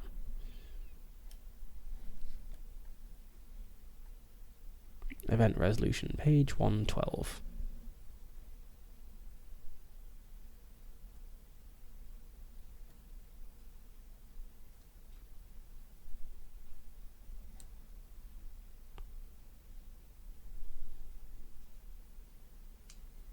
Yeah, no, there's no special benefit from the sixes and the journey rolls. Okay, let's say that if we get another like Long Dark of Moria, we'll get a bonus die on that. Let's say that's what these special successes mean. But okay, so we killed this. Sorry, not the Long Dark. Watchful Eyes. So we killed this scout. The eye awareness does not increase, but we do get some fatigue from it. So I'm up to 6 fatigue, and the band needs to roll to resist. I think if they take fatigue, it would make sense for it to be Var, as he's the one who just ran down the corridor.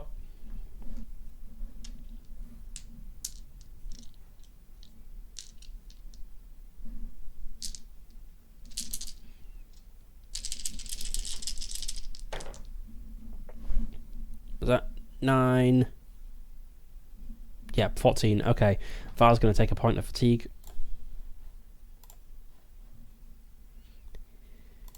He is fatigued.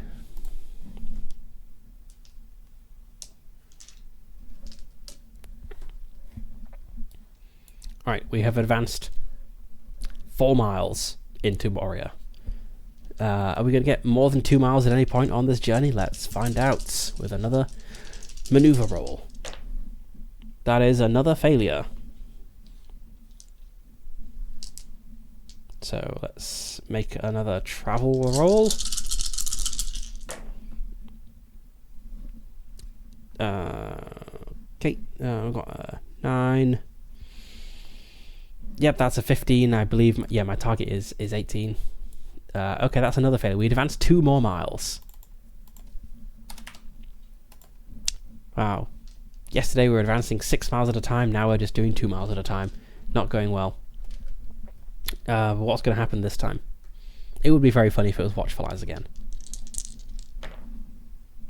Oh, it's not Watchful Eyes. It is number 10. The right way. Ah, perfect.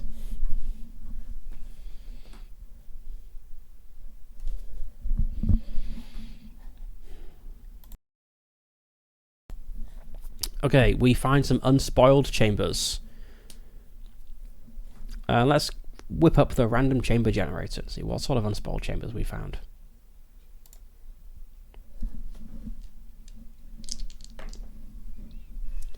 Gandalf Rune, a great hall, which is shattered by earthquake. Okay. A shattered great hall that's enchanted. Roll again, but this chamber has some dwarf magic in it. Ooh.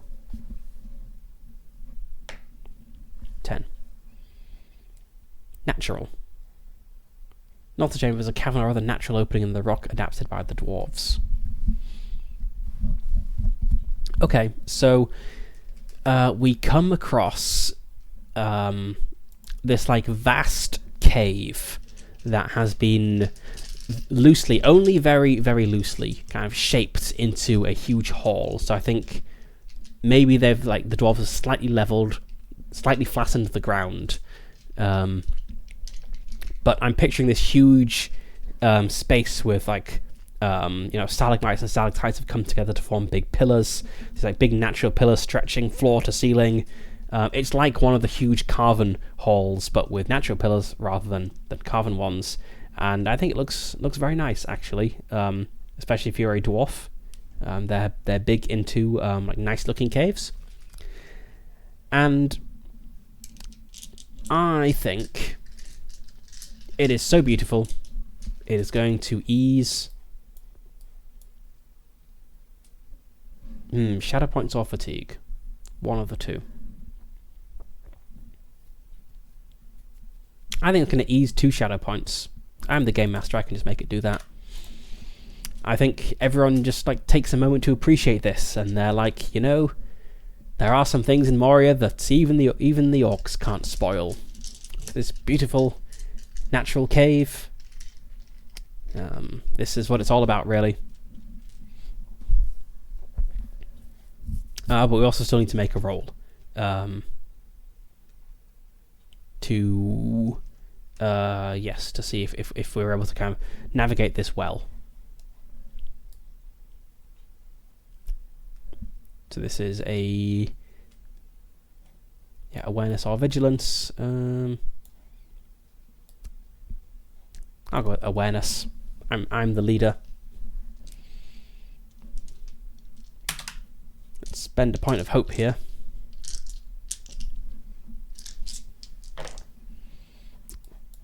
So we're down to 13 hope, and that's a success. Okay. If the roll succeeds, do not gain fatigue and reduce the length of the journey by 1 day. So this huge, how does this speed it up? I think this huge cave, it's so big, it has openings into a bunch of different routes in it, and so we kind of save time by not needing to navigate like the confusing maze-like tunnels of Moria. We can just get straight to where we want to go by, as long as we keep on the path through this large cave, we kind of emerge into a corridor much closer to the chamber of Mazabal. I mean, I say much closer, we're still 6 miles away. But, we're getting there.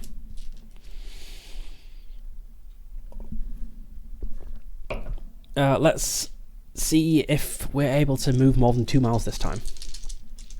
I think if this keeps up, I will just resolve the journey back with a single travel roll, as this is a little bit painful. We fail that roll again. Okay, travel roll.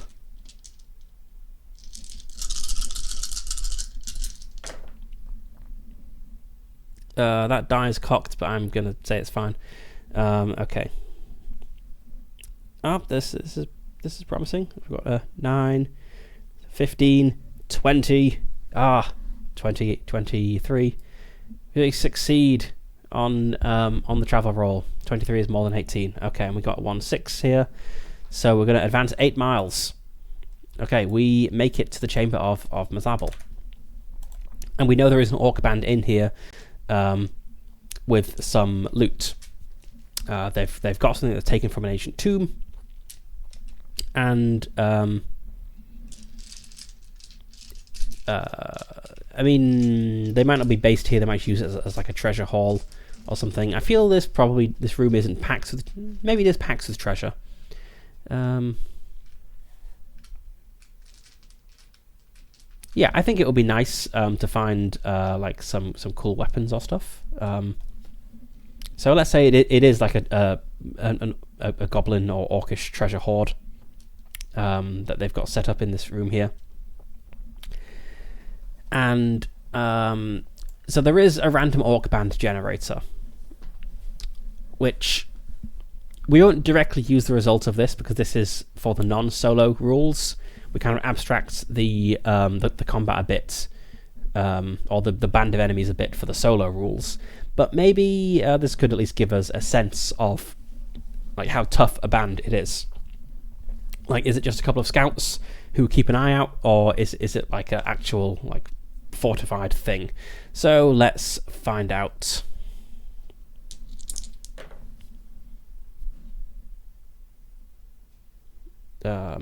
My diecam did the thing again. That's really odd.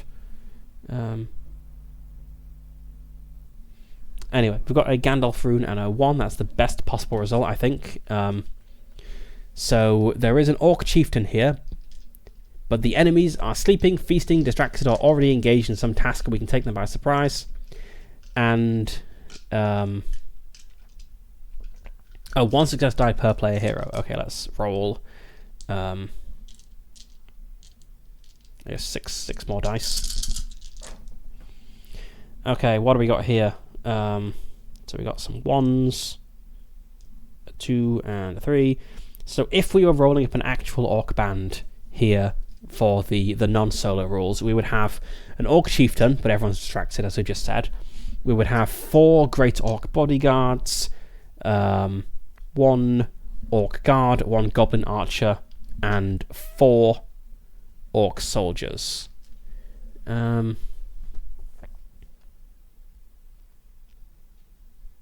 That's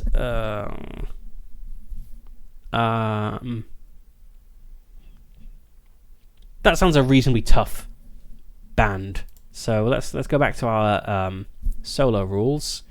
Look up the battles. I think this is probably a. Is it a warband or is it just a pack? I find it a little tricky to gauge this. Let's say it is a warband with a lesser archfoe, and if it turns out this is really difficult, maybe it's a pack instead. So let's put down the guards here.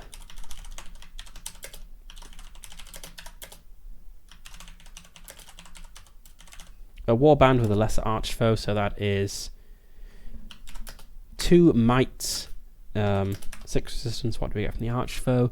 The archfoe gives it +1 resistance. Oh, sorry, not 6. 9. So that's 10. Okay, so we have 2 might and 10 resistance. So to kill these guys, we have to accumulate. We have to beat down their resistance to 0. And their might is effectively how good they are at hurting us. But they are distracted. So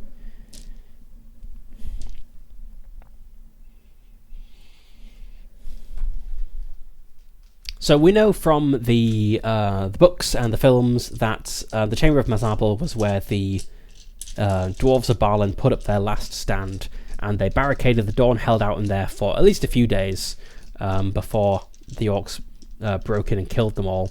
So I think this room is pretty defensible. Since they're distracted, the door is probably open. So we can get in without needing to break down the door, which will be a great help. So I think the bonus, them being distracted, that's not specifically an advantage. It just removes the disadvantage of the room being like shut. Right, so let's set up this battle.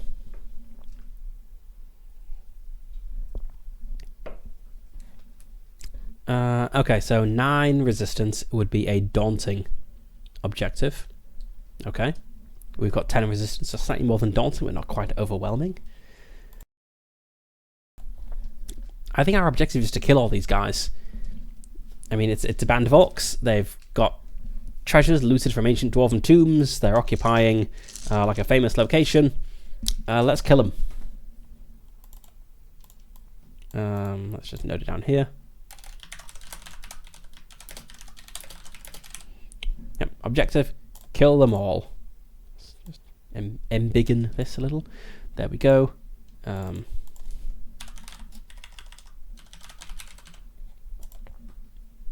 Right, we want to kill them all. And do we have a nice picture of the Chamber of Mazarbel? Let's find that.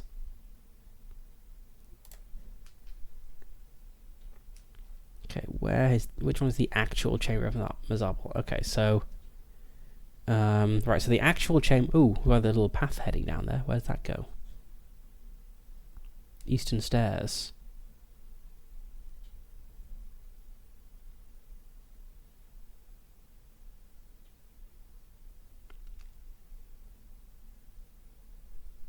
Oh, cool. We get a new fellowship undertaking from this room if we clear it out.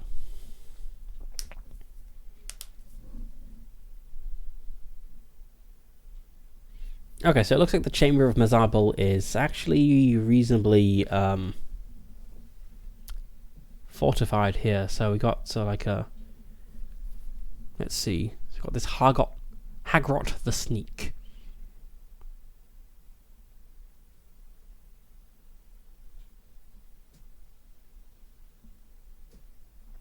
Ah, this is a nice little story thing. Note that if Hagrot were slain, Granny Goblin would take that as a personal offence and take bloody vengeance upon his murderers, as the goblins of Goblin Town did upon the slayers of the Great Goblin. Wider than he is tall, Hagrot is a muscular orc. He is faster than he looks, and the swiftness of his scimitar has surprised many rivals.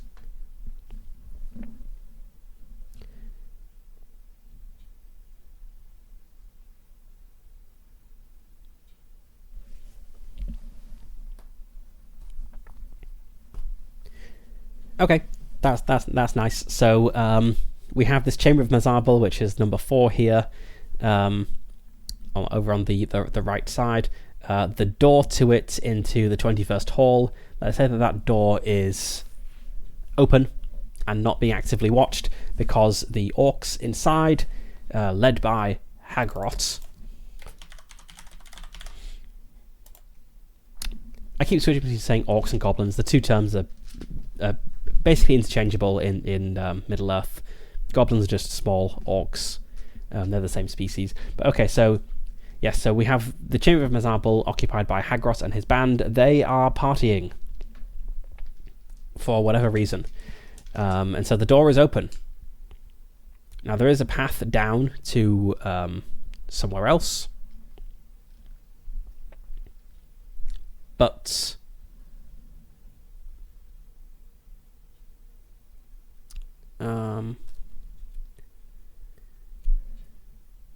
actually, hang on. Is Hagrot in there? Let's see. Where is Hagrot?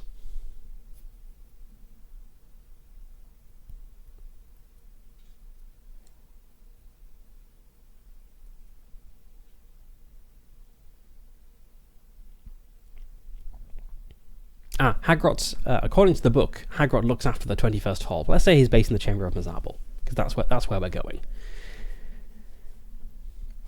So Hagrot and his band are in the Chamber of Mazarbel, which they use as kind of like a treasure room. So what's number 3 here? Number 3 is storerooms and a well with safe water. Okay, Hagrot and his band, they are partying in the Chamber of Mazarbel. The door is open and unguarded, and I think our band is just going to rush in. So, our objective, kill them all. This will lead to consequences later from Granny Goblin, apparently.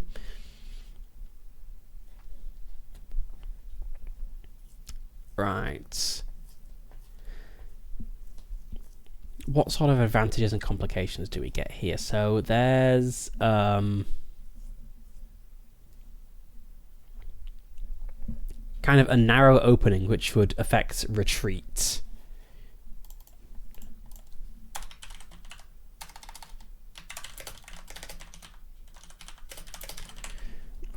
We're not planning to retreat, but maybe that will happen. Okay.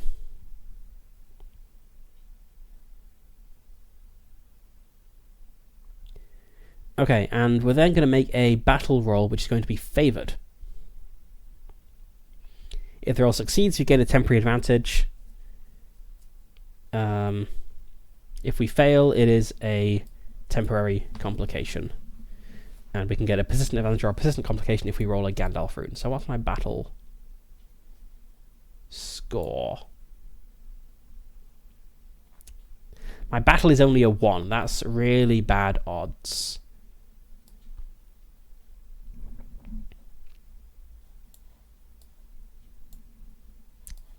I'm going to say I can use Dari's battle-testedness. Like Dari and Var, maybe like we get in a huddle, us three, Dari, Var and Hon, and we say like, look, they seem distracted. Do you think we can just rush in and take them by surprise? I think that's going to count as using a gift. Let's say it's Dari's gift.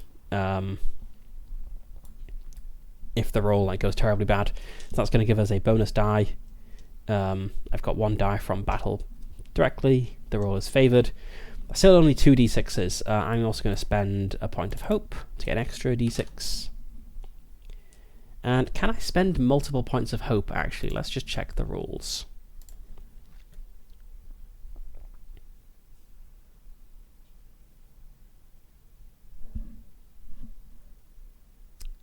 Yeah, just want to know.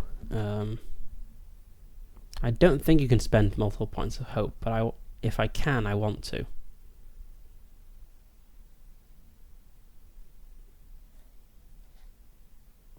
Yeah, a player here about to make a die roll can spend 1 hope. Not possible to spend multiple hope. Okay.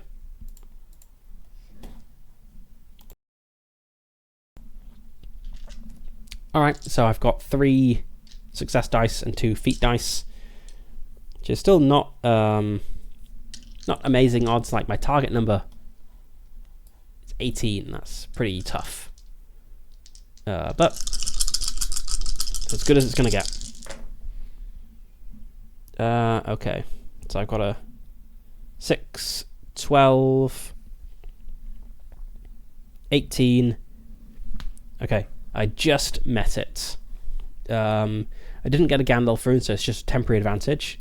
And I have this fellowship undertaking. Let's not forget this. Let's move this down here to with the battle stuff. So I remember it. We have a temporary advantage.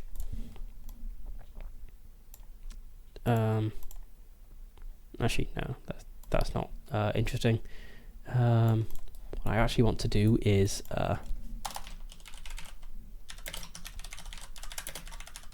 just give myself a little reminder there. Otherwise I will forget. Okay, so the solo rules have totally different combat rules to the main game. And I think what I'm going to do is I could duel the archfoe, but I think it makes sense to just fight as a group, at least to start with.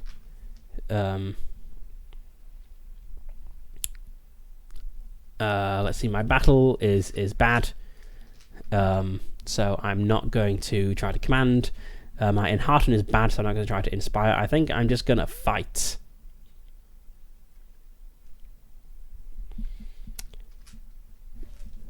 So yeah, so the way the solo combat rules work is every round I select a focus, which I think is probably just going to be fight every round because I'm bad at everything else. We decide in what sort of way the band is fighting, which will give us various bonuses or penalties. We then roll and see what happens. So because Balin is our patron, we can spend a fellowship point to make any roll favoured. That is, we can roll 2 d12s and take the best. We have four fellowship points to use. Okay. Let's just note those down here. Okay, I'm going to fight, which means I start by making a roll with any combat proficiency. Oh, modified by the enemy group's might. Their might is only 2. That's not awful. So we're going to get a target number of 16, and we're rolling with my axes skill, so that's 3 dice.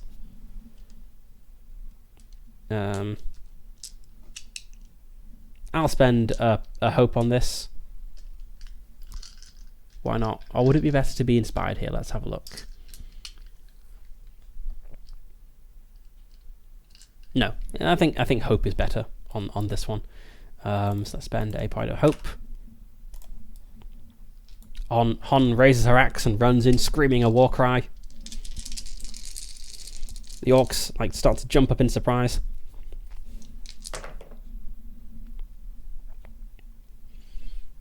And the target number is 16, as I said. So day 5. It's got 10. We've got 12, 15. Yeah, we're fine. We've got 18. That is a success. Reduce the foe's resistance by 1.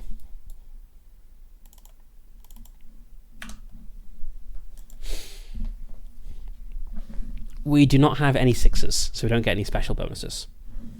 But we do take them by surprise at least. Oh, hang on. We have the advantage. The advantage applies to the clash roll, not this roll. Okay. Then the band, I think they're going to go for...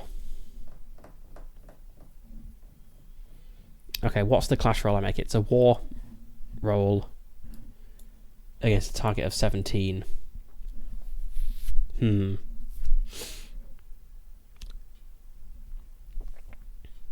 So I could go for them being aggressive, but that makes the clash roll ill-favored. But we do get a bonus die this first. Yeah, I think let's push the advantage this first round. So the band are going to run in aggressively. We're just trying to take these guys by surprise before they can really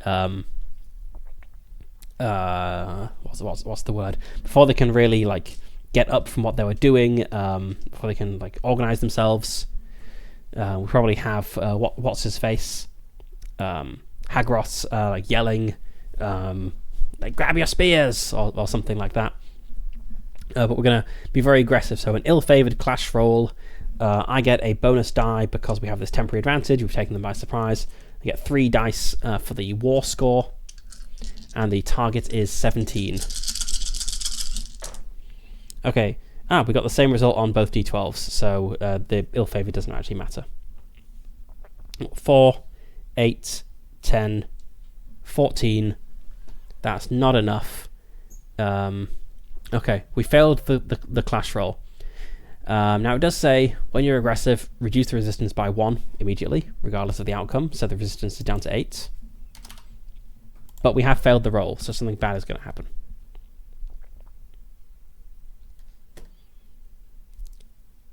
If an archfoe is present, lose a die. Okay, well, we didn't make it anyway, but we definitely didn't make it in that case. Failure. You must make an endurance test for the band, and any persistent advantages are lost. We don't have persistent advantages, so it's just an endurance test, which I believe is... Let's find the page.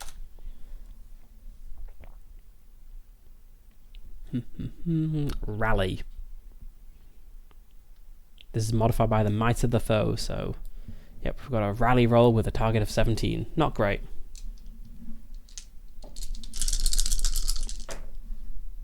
Yeah, that's a failure.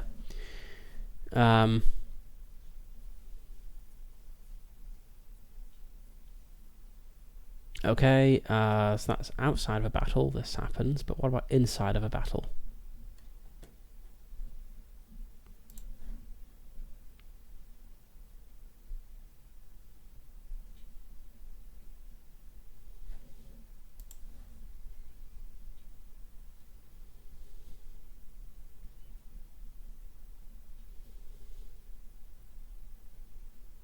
On a failure, a member of the band suffers an injury condition.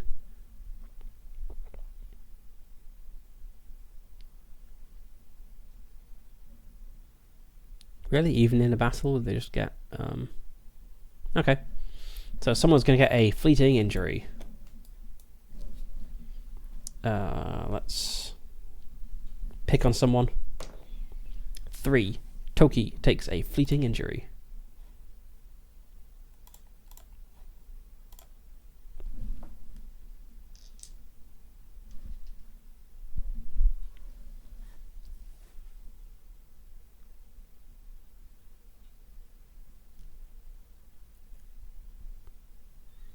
Right, okay, so it's only if I get the Eye of Sauron that it's really bad. Okay. But still, we've lost our... I didn't remember to spend a fellowship point. I could have cancelled out that ill-favouredness. I'm an idiot. Okay. I even noted it down to remember. Okay. Well, that was the first round of combat. Let's pick the second. Let's go for the second round. Okay, so I think I'm going to go for fight again. So I'm going to make an axes roll as a target of 16, and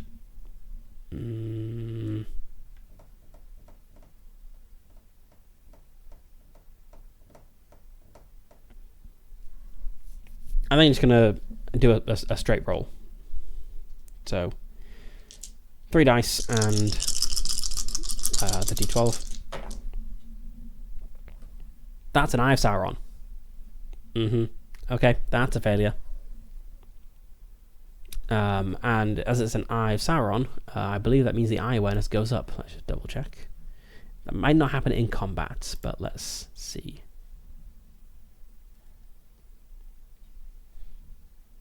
Okay, outside of combat. Presumably because you make lots of rolls inside combat. So the eye awareness is not going up. I suppose the eye awareness is going up because we're having this loud fight. So let's just bump this up by 2 points for the loud fight. Okay, so I failed the roll. That means I roll 2 success dice, add them together, and decrease my endurance by that amount. So I am taking damage.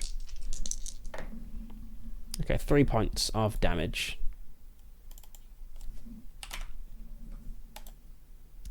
Which is rather close to my load plus fatigue.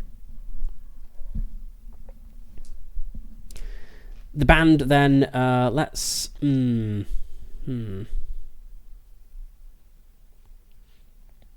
Do I want to be aggressive and cancel out the ill-favoured with a fellowship point, or do I want to be balanced and make the roll favoured?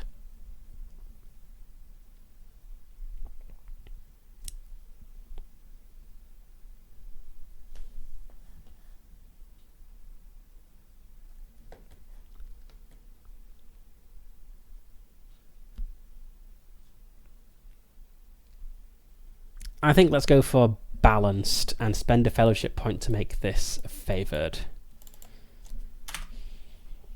And I'm also going to spend a point of hope. And I think I can use... Let's say we can use Var's Grim Fury here. So I'm rolling 2 feat dice, 3 success dice from War, 1 from spending a point of hope, and 1 from Var's Grim Fury. So that's 5 success dice and 2 feat dice, and my target is 17. I don't just want to hit the target, I want to roll lots of 6s on the d6s as well. Okay, good thing that was inspired. So what do we got? We got a 9. Yeah, this is more than 17, this is fine. No 6s though. Oh, an arch first present. We should have lost a die. We'd have met it anyway. Let's see. Okay, it is a success.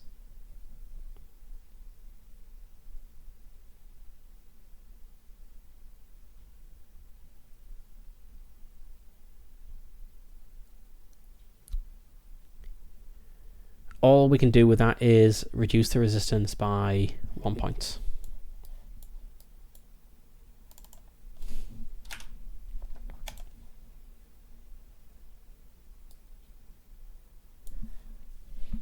Was setting this as a warband maybe a bad move? I don't know.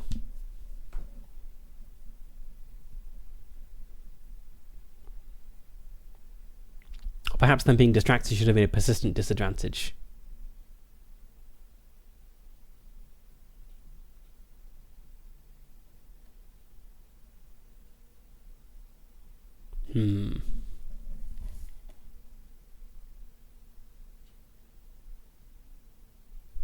Yeah, that's probably been a persistent advantage for us, them being disorganized, but we failed a roll, which means we lost the advantage anyway.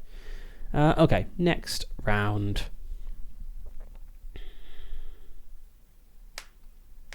I want to go for fight again. I'm gonna spend a fellowship. Fellowship points renew very quickly. They renew every session, so I'm gonna spend a fellowship point to make my roll to fight favored.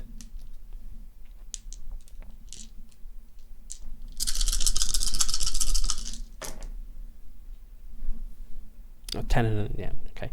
I think that was a success. What's my target? My target is 16. Okay, I'd have succeeded even without making it inspired. Ah well, that's always how it goes.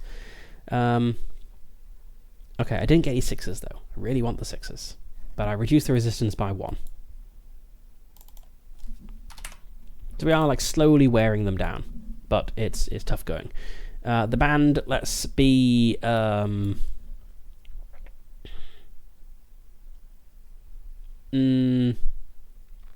I'm torn between aggressive and balanced. Let's go for aggressive and spend a fellowship point just to make it a straight roll. We've got these fellowship points, may as well use them. So that's going to be 1. I'm going to use the gift again because we didn't waste it. So it's going to be 3 dice for war, 1 for a gift, and let's do another point of hope.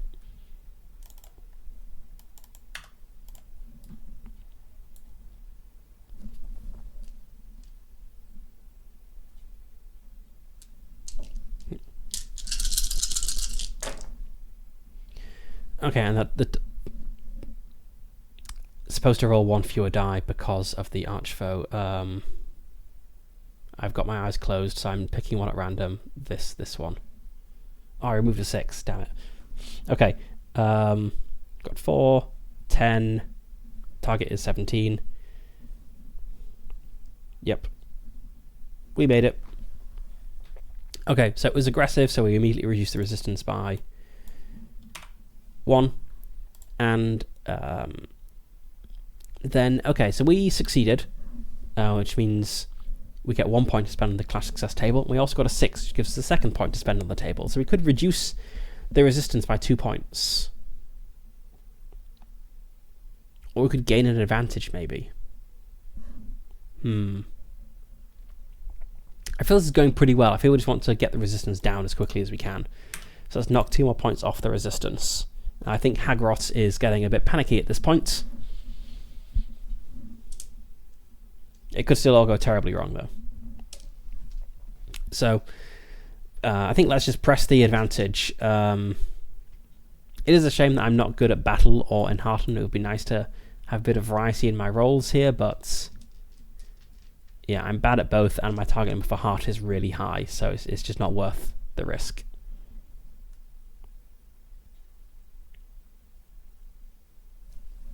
I think. Let's have a look.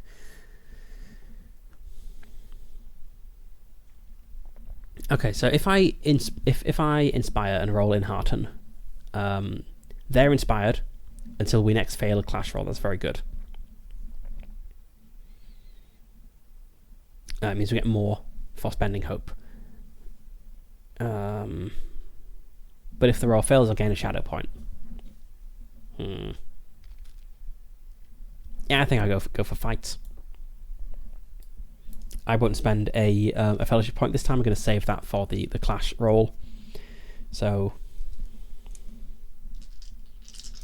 target number 16, as always. 10, 16, 17. Okay, that's a success, and we've got a success icon, which is going to gain an advantage on the clash roll. Okay, nice. So, resistance drops down to 2. Band is going to press the advantage. They're going to be aggressive again. We're going to spend that last fellowship point. I really hope there isn't a fight on the way home. So that's 3 from war. We lose 1 because of the archfoe. I'll remember it this time. We get 1 because of the fight bonus. 1 because we're using Var's gift still.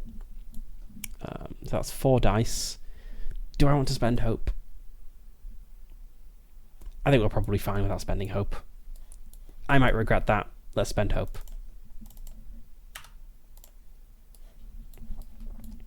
So that's another die. Okay, 5 dice.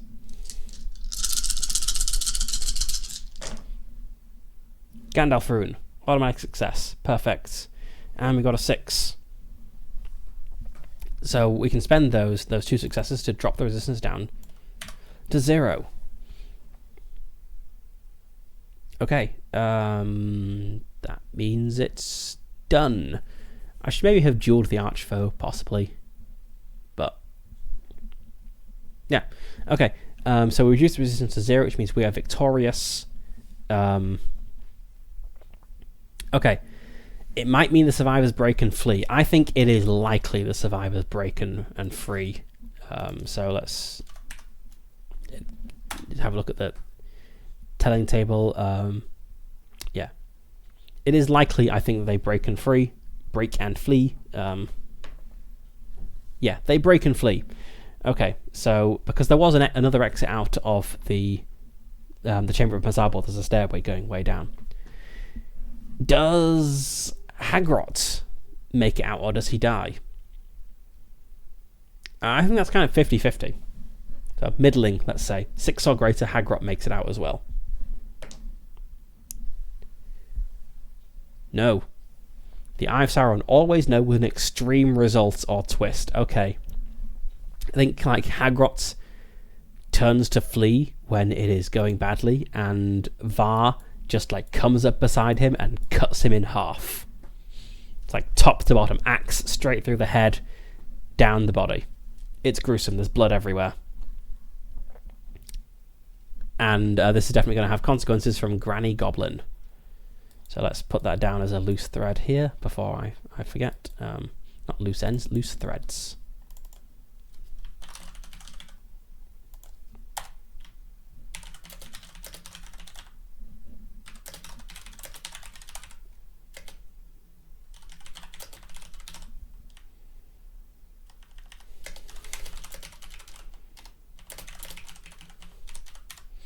Var slew Hagrot in the Chamber of Mazarbul. Granny Goblin wants revenge.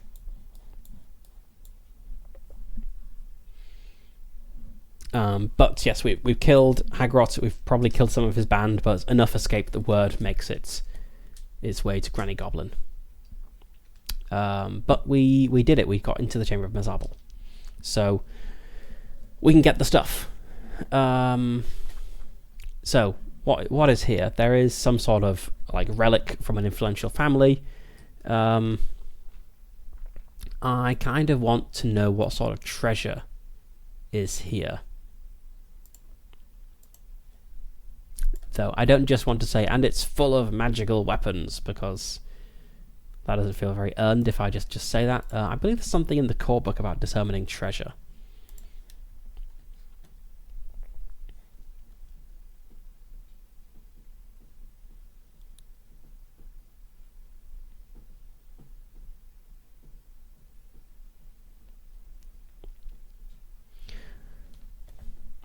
Okay, so an example of a lesser hoard would be Goblin's Plunder, or a solitary troll's loot. This kind of feels like the sort of thing you'd find stashed in a hole inside of a hill. A greater hoard, a dwarf hoard. I think this is probably a greater hoard. The goblins have had like 6,000 years to gather this stuff. So that means we're going to roll some treasure. Just roll 2 success dice. That's going to be my share of treasure. The rest goes to the NPCs, and we don't really need to know exactly how much that was. Oops, I had an extra die in there. Okay, I get 9 points of treasure. Yeah, 99. I think that's going to add to the load, maybe. I can't remember how much treasure adds to load. Carrying treasure. Every point of treasure corresponds to 1 point of load. I mean, I can't carry that. I'm too weak, too fatigued. Okay, then we also roll for magic treasure. Roll 4 feet dice. I didn't take 4 feet dice out of my dice bag, so I need to Hang on, feat dice? Or...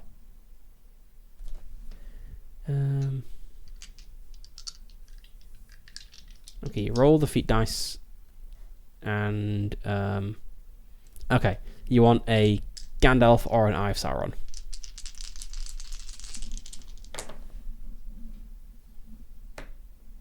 Okay, one piece of magical treasure. 2, a marvelous artifact. An enchanted object graced by a blessing. Do we have examples of like magical Moria treasure? That would be nice. We do. What did I say? I've already forgotten. A marvelous artifact. Okay, let's have a look. Oh, nice. We have some examples.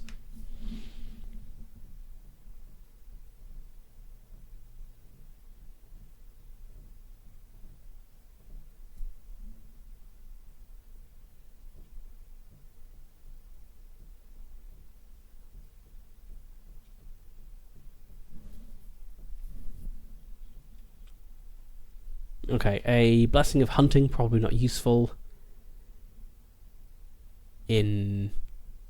Indoors, I suppose you could maybe use it for tracking orcs. A blessing of craft could be useful.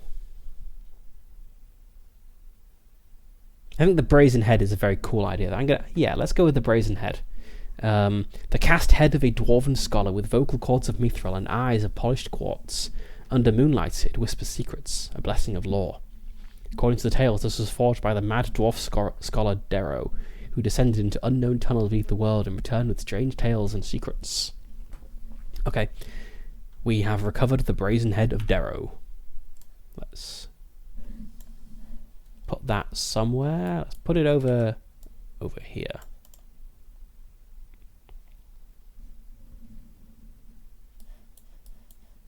And let's note down that we've done that.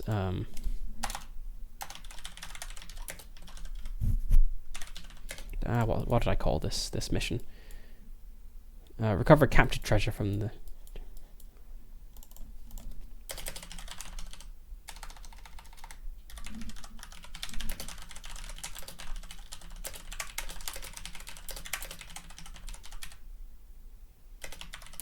I'm not sure how many days it's been. I've not really been keeping track. Can guesstimate something afterwards. Okay, so we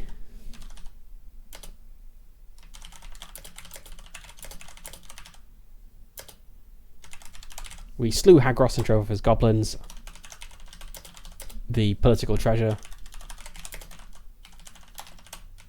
We also recovered the brazen head.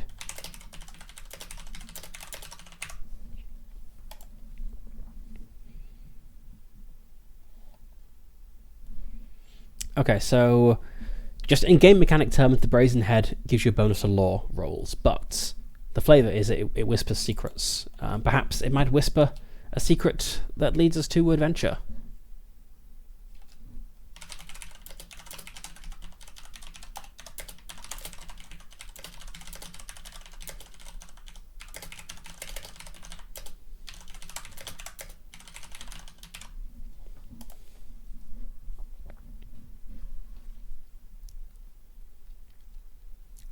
I mean, I can always just pick what adventure I go on, but if I decide I want to give the characters some knowledge they wouldn't otherwise have, maybe I can just say, oh, the brazen head whispered the secret to them. If they want to like track down the key to the like lower armory so they can get Durin's hammer, maybe it could whisper something about where the keys were once stored. Something like that. Is that how you spell noxious? That looks wrong to me for some reason. Noxious. Yeah, that's how you spell noxious. Okay. Okay. So we've got a treasure. That's very cool.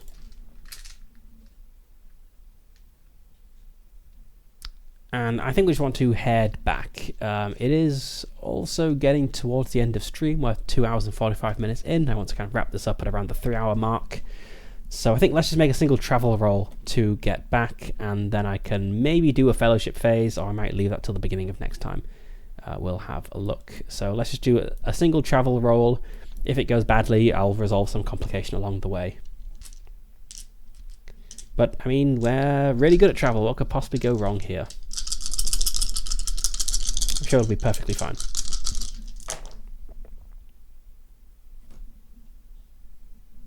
Okay, it did not go perfectly fine. So what, we've got 8, 11, 14. Oh, no. Yeah, I need 18. Okay.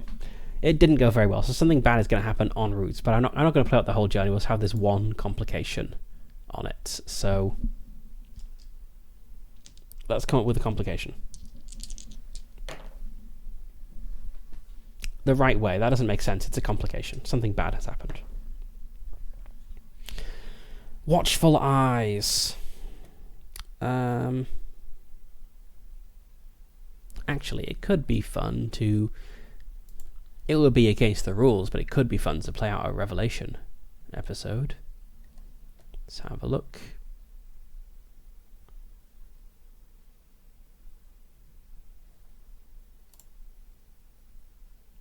Wherever those are.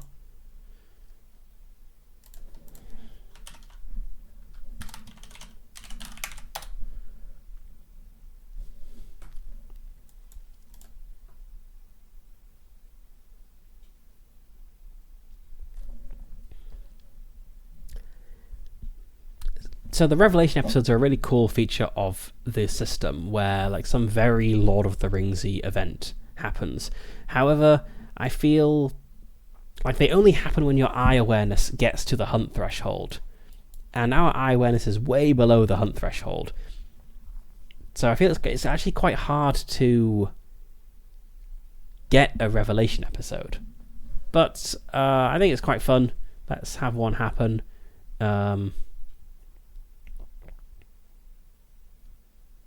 So what we've got, 1, 2, 3, 4 tables. Okay, let's. I don't have a D4, but I'll just.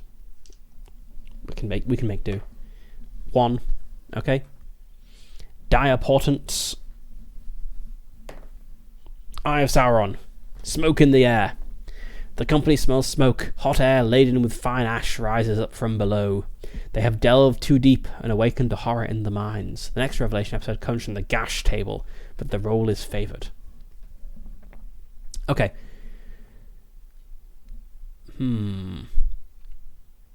This kind of fits because it was in the chamber of Mazabal, or like close to it, that the Fellowship encountered the Balrog. Now, we're not going to encounter it because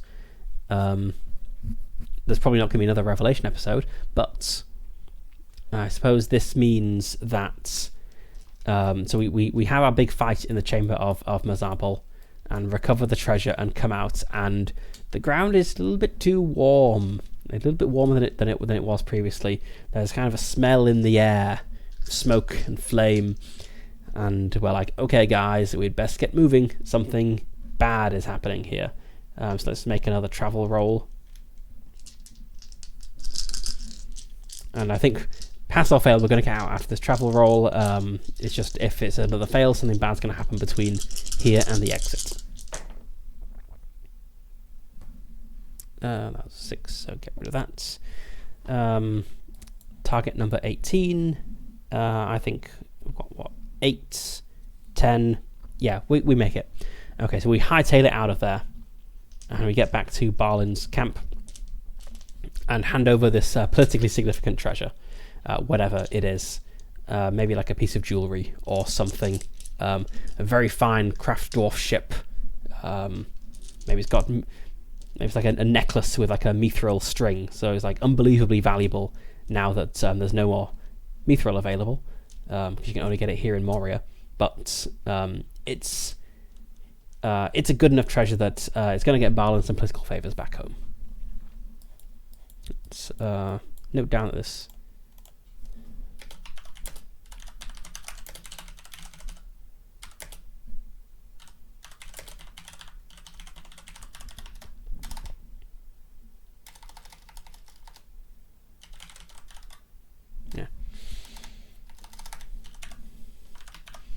Okay, a mithril necklace, the very fine work. How many days was this? Our journey was really slow going. I think it's probably more than 2 days. I don't know why I roll dice if I just change my mind all the time. Say 3 days.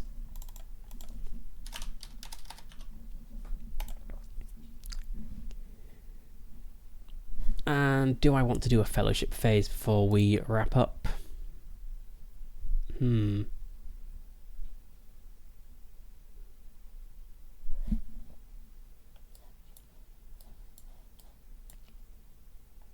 Okay, so the treasure load goes away because I'm back home now.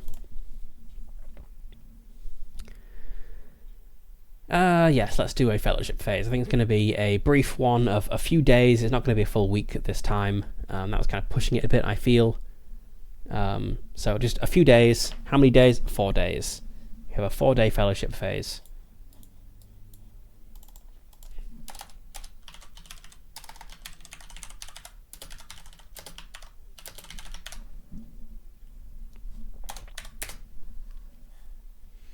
So we're going to recover some hope points. We're going to recover 2 hope points because that is my heart score. So the hope is slowly running out.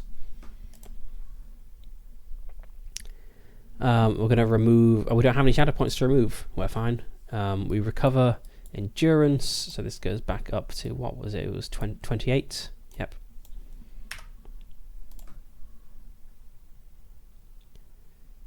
Clear any fleeting or moderate injuries.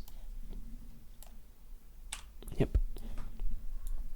Recover any wasted gifts. There are no wasted gifts. Heal a wound. I'm not wounded. We're going to recover 4 days of fatigue, so that drops to 2.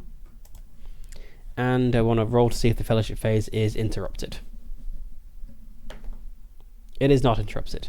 A Gandalf rune, it is so not interrupted. So we perform 1 undertaking.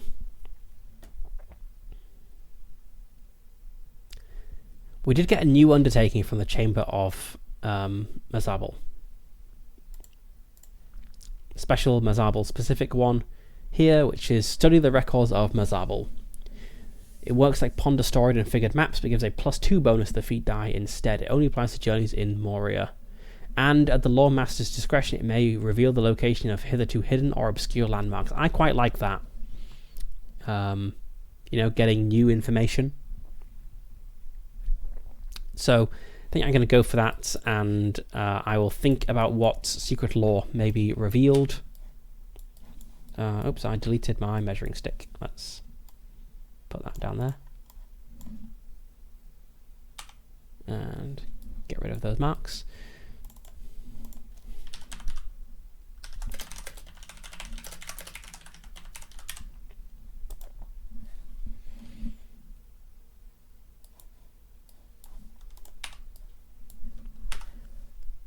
Then let's put this over here. There we go. So that's our new fellowship undertaking. We studied the records of Mazabal.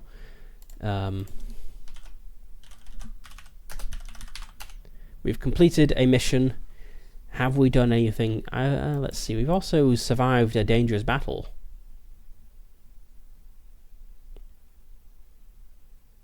I think we retrieved a notable treasure. I think we're going to get some skill points for this. Okay, so let's see. We achieved a mission or quest, 2 adventure points and 2 skill points.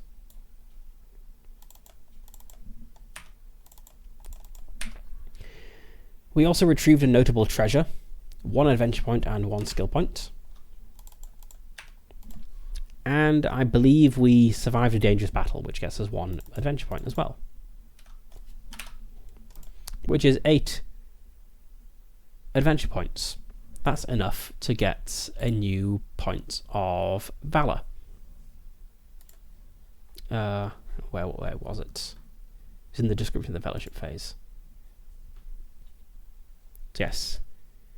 8 adventure points will get us to valor 2. So let's go have a look at what rewards we can get.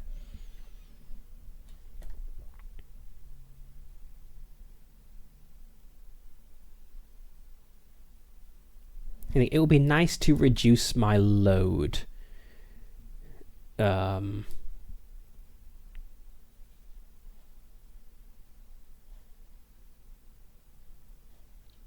see, it's 15. Is that correct? It should be halved because I'm a dwarf. So let's see, 9, 13, 17. Oh, it only lowers some of it, doesn't it? You half the load of armor you're wearing, including helmets but not shields. Okay. Okay, so that's 13 halved, rounded up. Yep. So that's 7, 11. Yeah. 13, 15.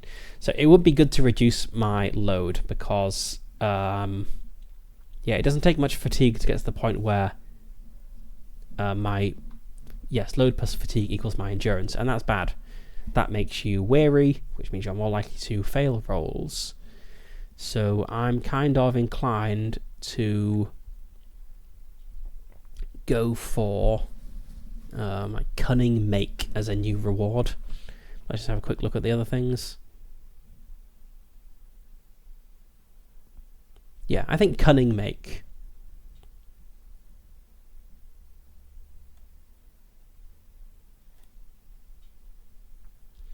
Okay, reduce the load of an item by 2. Okay, so if I were to reduce my mail shirt or helmet, I would only actually reduce 1 point of load, so it's more effective to reduce something else. Let's go for my shield. Okay, yeah.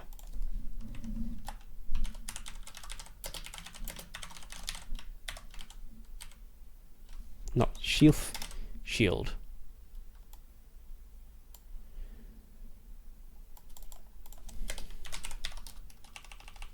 Which means the shield's load is only 2 now.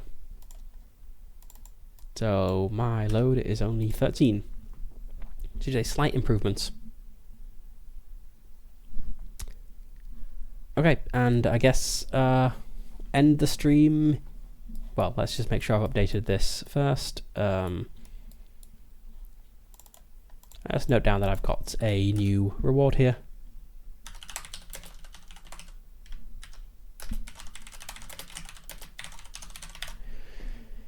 So my shield is of cunning make. Either I swapped it out for a new shield, or I discovered some hitherto unknown property of my current shield. Probably I swapped my existing shield out for a new one, as I don't see how you could realise that it's suddenly lighter than I thought it was. But yeah, let's end the stream here. So I am going to continue this One Ring game on Fridays, and on Mondays it will be some sort of other like variety thing. I'm thinking Monday next week I'll try out 1000-Year-Old Vampire, which I have played before. It's a solo journaling game about being a 1000-year-old vampire. The name is pretty self-explanatory, but I've got other things that might come up. Yes, thank you for watching my awful second stream, and see you next time.